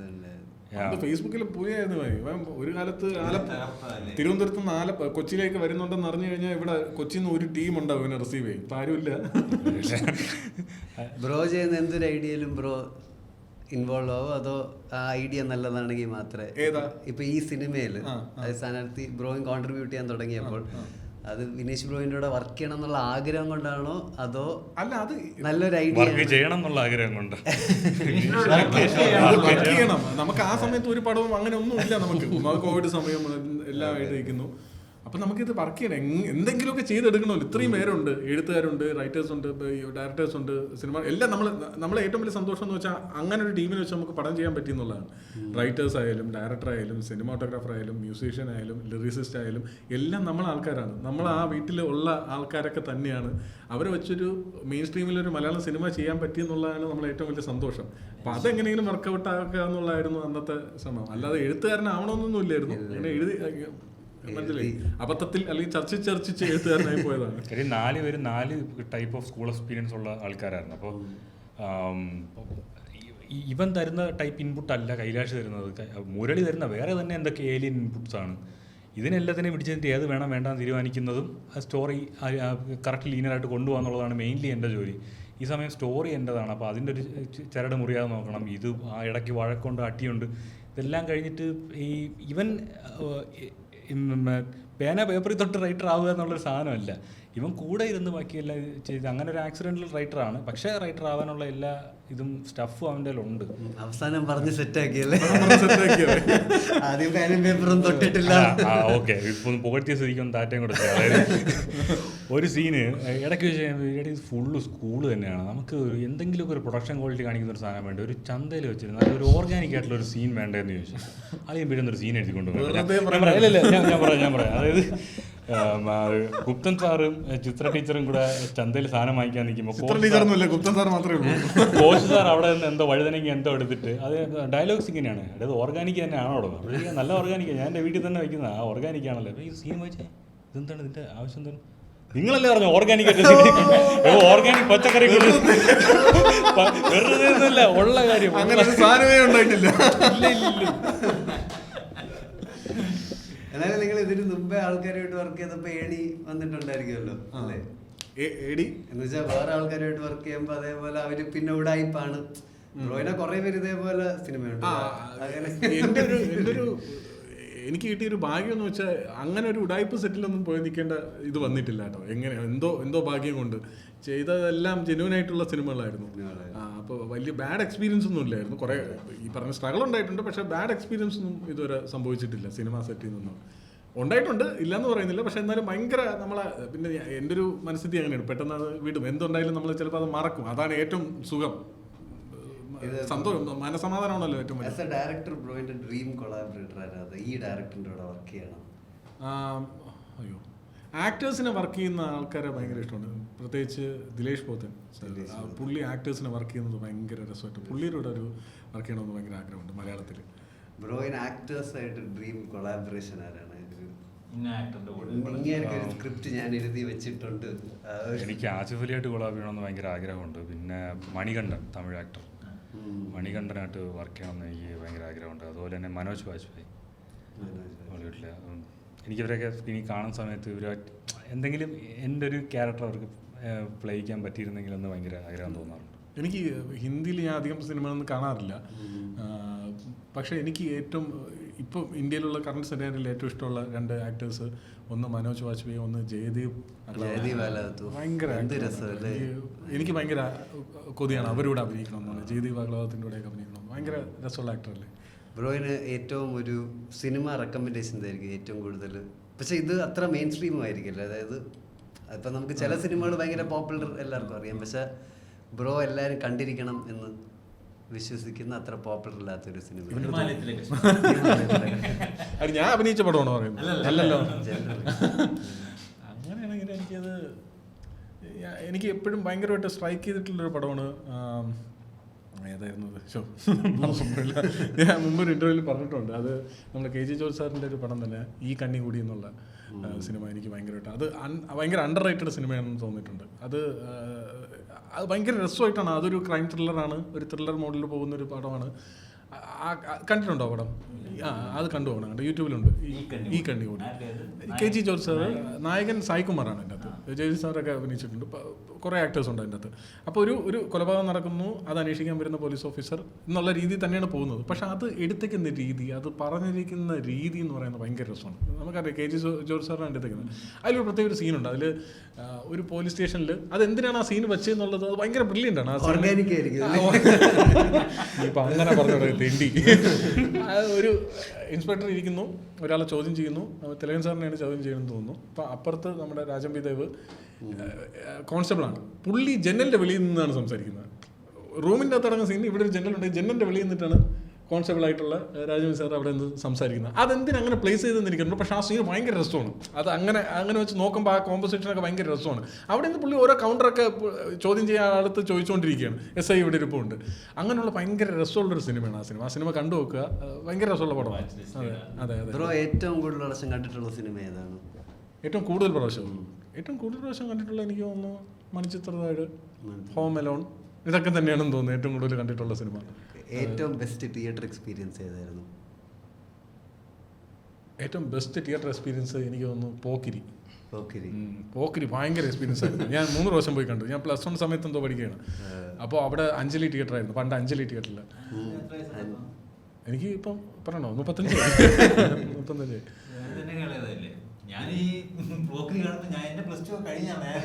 ഞാൻ +2 സമയമായിരുന്നു, കഴിഞ്ഞിരിക്കുകയായിരുന്നു അല്ലേ.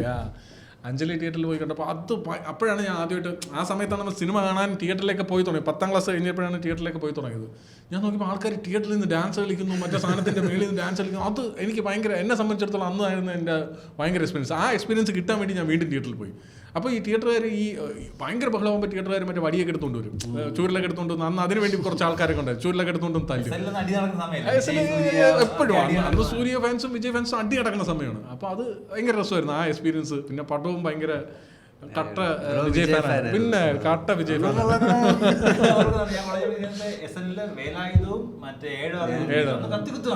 അതെ അവിടെ അടിയാണ്, സ്ഥിരം അടി കിടക്കുന്ന പരിപാടിയാണ്.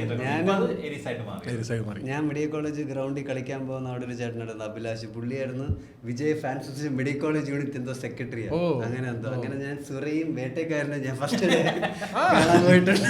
വിജയ് ഫാൻസിന്റെ അസോസിയേഷനെ പറ്റി പറയുമ്പോഴത്തേക്കും ചെമ്പകശ്ശേരി അസോസിയേഷൻ ഉണ്ട് അവിടെ, അസോസിയേഷൻ പേര് പറഞ്ഞാൽ അതിന്റെ സെക്രട്ടറി ആയിരുന്നു നമ്മളെ കൈലാഷ് എഡിറ്റർ. അപ്പോൾ അതിന്റെ വേറൊരു പ്രസിഡന്റോ അങ്ങനെ എന്തോ ആയിരുന്നു നമ്മുടെ രാഹുൽ രാമചന്ദ്രൻ എന്ന് പറഞ്ഞിട്ട് ഡയറക്ടർ. അപ്പൊ ഇവർ രണ്ടും കൂടെ രാത്രി മറ്റേ റോഡ്, ഇപ്പൊ പറഞ്ഞ കേസാവും എന്നാലും ഞാൻ പറയും, റോഡ് പണി കിടക്കിട്ട് കമ്പിയൊക്കെ എടുത്തുകൊണ്ട് വിറ്റ് ഫ്ലക്സ് അടിച്ചിട്ടുണ്ട്. അങ്ങനെയുള്ള ടീമുകളാണ്. കേസായി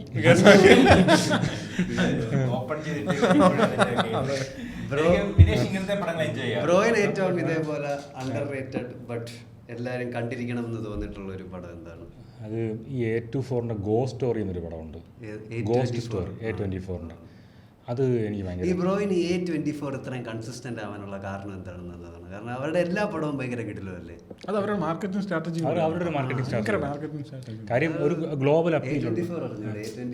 A24 ആണ് വേല്, അവര് സിവിൽ വാർ, അതൊക്കെ എടുത്തിട്ട് അവരുടെ ഭയങ്കര സിനിമകളെല്ലാം കണ്ടോളൂ. നമുക്ക് അവരെ പടത്തിന്റെ ഒരു ട്രെയിലർ കാണുമ്പോൾ മനസ്സിലാവും A24 പടം. ബീഫ് A24ന്റെ പടങ്ങൾ ധൈര്യമായിട്ടിരുന്ന് കണ്ടു. ഗെറ്റ് ഔട്ട് A24 അല്ലേ ആണെന്ന് തോന്നുന്നു. അതെ.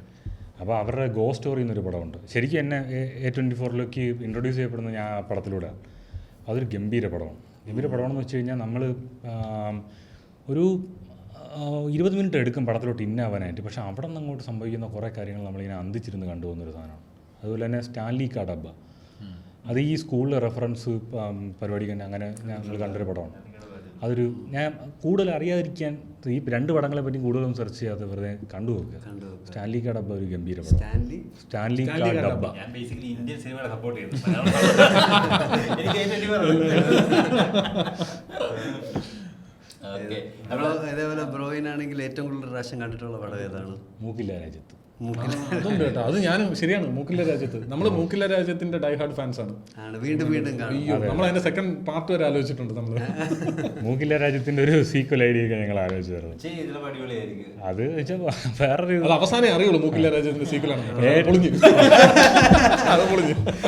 പടത്തിന്റെ ക്ലൈമാക്സിലാണ് മൂക്കില്ല രാജ്യത്താണല്ലോ എന്നൊക്കെ ഉള്ളത്. മൂക്കില്ല രാജ്യത്ത് റെഫറൻസ് ഉണ്ട് നമ്മുടെ. എനിക്ക് മനസ്സിലായി രണ്ടാമത് കണ്ടത് ഒരുപാട് താനുണ്ട്. കാരണം ഇങ്ങനെയുള്ള പിള്ളേരുടെ പൊടി ഡയലോഗുകൾക്ക് അവിടെ നിന്ന് ചെതറി വരുന്നത് ഞാൻ കേൾക്കുന്നുണ്ട്. റെഫറൻസ് എന്ന് വെച്ചാൽ ഒരു പുതിയ ക്ലാസ് റൂമിലേക്ക് കയറാൻ വേണ്ടിട്ട് ഇങ്ങനെ വാൽപ്പടി വന്നിട്ട് ഇങ്ങനെ നോക്കുമല്ലോ. അത് മറ്റേ വാടക വീട്ടില് നോക്കുന്ന സാധനം.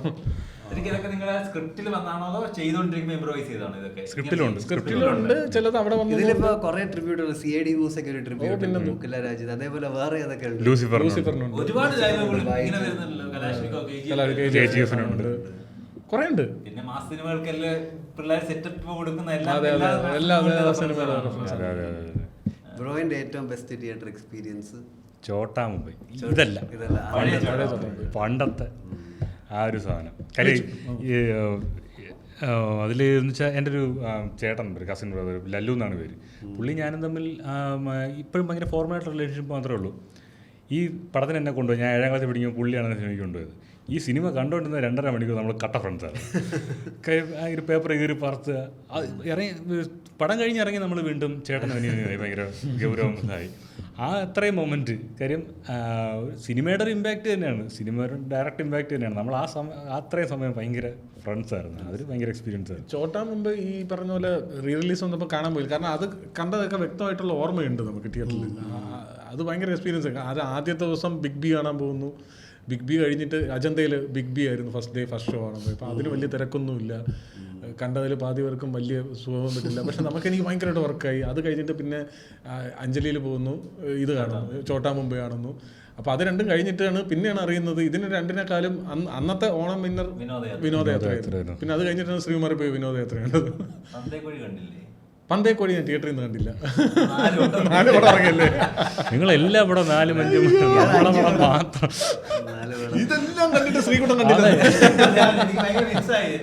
ഞാൻ കാണാൻ ഒരുപാട് റീസൺസ് ഉണ്ടായിരുന്നിട്ടും ഞാനത് കാണാൻ എനിക്ക് ഭയങ്കര മിസ്സായിട്ട് തോന്നി. പ്രത്യേകിച്ച് പടം കൂടെ നല്ലതായിട്ട് നമ്മൾ കാണാം. പിന്നെ നമുക്ക് ആദ്യം തോന്നുന്നില്ല പക്ഷെ എനിക്ക് തിയേറ്ററിൽ കാണണം എന്ന് ആദ്യം ശരിക്കും തോന്നുന്നു. അല്ലാതെ OTT കണ്ടപ്പോൾ ഇഷ്ടപ്പെട്ടു നല്ല എനിക്ക് തോന്നുന്നു. മനസ്സിലായി.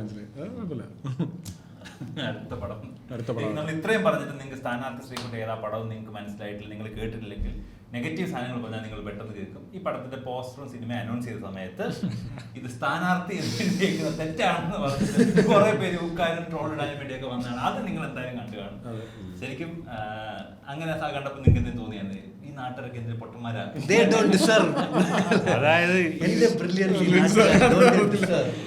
അതാണ് എല്ലാവരോടും പറയാനുണ്ടെങ്കിൽ പടം കാണുമ്പോൾ മനസ്സിലാവുന്നത്. പലരും സ്ഥാനാർത്ഥി എന്ന് എഴുതുന്നത് ഇങ്ങനെയല്ല ഇങ്ങനെയാണെന്ന് പറഞ്ഞ് എഴുതിയിട്ട് അത് തിരിച്ചിടും. അപ്പോൾ നമ്മൾ ഇന്ന് അങ്ങനെയല്ല ഇങ്ങനെയാണ് ശരിക്കും. പക്ഷേ നിങ്ങൾ പടം കാര്യം ഇതിൽ അനൂപ് എന്ന് പറയുന്ന ഒരാൾ ശ്രീകുട്ടൻ സ്ഥാനാർത്ഥി ആവുന്ന മൊമെൻറ്റിൽ അവൻ കുത്തി കുറിക്കുമ്പോഴാണ് പടത്തിൻ്റെ ടൈറ്റിൽ വരുന്നത് തന്നെ. അപ്പോൾ ഈ സ്ഥാനാർത്ഥി എന്നുള്ള വാക്ക് എഴുതി പിടിപ്പിക്കാൻ ഭയങ്കര പാടുള്ള ഒരു സാധനമാണ്. മുതിർന്നവർക്ക് പറഞ്ഞു കണ്ടിട്ടുണ്ട്. അതെ. അപ്പോൾ ഇങ്ങനൊരു കുട്ടി, അതും ഇത്രയും ഇത് പഠിക്കാൻ ഉഴപ്പന്നൊരു കുട്ടി, അവൻ ശരിയായിട്ട് എഴുതുക എന്നുള്ളത് ഒരു ലോജിക്കല്ല. സോ അവൻ തെറ്റായിട്ട് എഴുതുന്ന സാധനമാണ് നമ്മുടെ ടൈറ്റിൽ എന്നുള്ളത് തന്നെയാണ് നമ്മൾ കൺസീവ് ചെയ്തത്. സിനിമയുടെ തന്നെ ഒരു ബ്യൂട്ടി എന്ന് പറഞ്ഞാൽ ഇതൊരു കുട്ടിയുടെ പെർസ്പെക്റ്റീവ് എന്ന് പറയുന്ന കഥയാണ്. ടൈറ്റിലും അതുപോലെ തന്നെ. ഓക്കെ, അപ്പോൾ നിങ്ങളുടെ ചൈൽഡ് എന്തായാലും ഉള്ളവരും കുട്ടികളുള്ളവരും കുട്ടികളായിട്ടുള്ളവരും മനസ്സ് കുട്ടികളായിരിക്കും. നിങ്ങൾ ജനിച്ചപ്പോൾ നിങ്ങൾക്ക് 25 വയസ്സായിരുന്നെങ്കിൽ നിങ്ങൾ ഈ സിനിമ കാണണ്ട.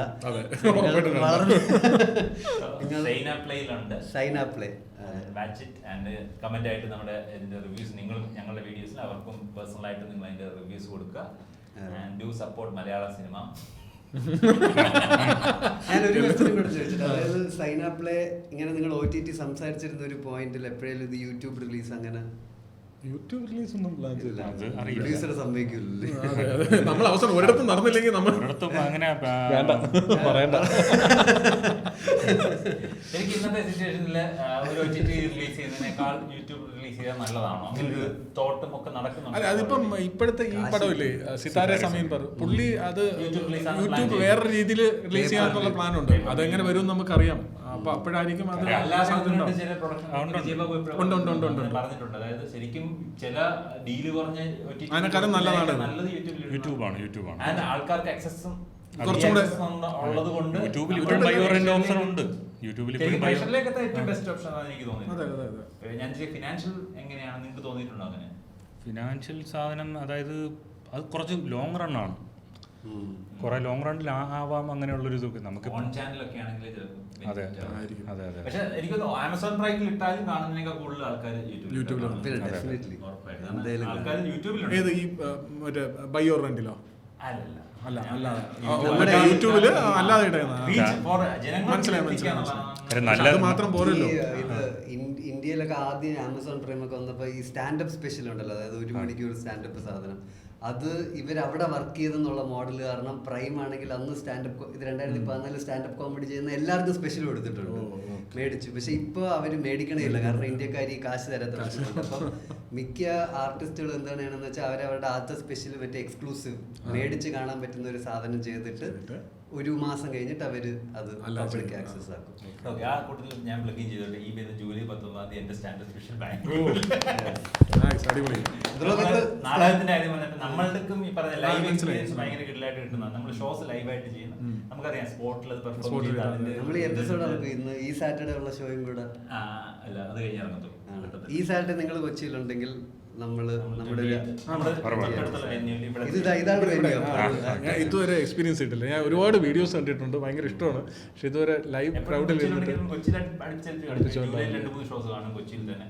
ഞാൻ ബാംഗ്ലൂർ ജൂലൈ 19 എന്റെ സ്റ്റാൻഡപ്പ് സ്പെഷ്യൽ എന്ന് വെച്ചാൽ ഒരാൾ ഒറ്റയ്ക്ക് ഒരു ചെയ്യുന്ന ആ പരിപാടി. അപ്പൊ നമ്മൾ ഞാൻ റൺ ചെയ്തോണ്ടിരിക്കുന്നത് അതിൽ ജൂലൈ 19 ബാംഗ്ലൂർ ചെയ്യാൻ പോവാണ്. അടിപൊളി. നിങ്ങളുടെ ടീം എപ്പോഴും കൊച്ചിയിലുണ്ടെങ്കിൽ നമ്മുടെ ഷോ ഈ സാറ്റർഡേ ഉണ്ടെങ്കിൽ കൊച്ചിയിലുണ്ടെങ്കിൽ 7:30 ഒരു 1:15 minutes ഒക്കെ ഉള്ള ഷോ ആയിട്ട് എൻജോയ് ചെയ്യാം. അപ്പൊ നിങ്ങൾ രണ്ടുപേരുടെ അടുത്ത സിനിമകളുടെ പ്രൊമോഷൻ സമയത്ത് നമുക്ക് വീട്ടിൽ ഇരിക്കാമെന്ന് പ്രതീക്ഷിച്ചുകൊണ്ട് നമുക്ക് ബൈ ബൈ.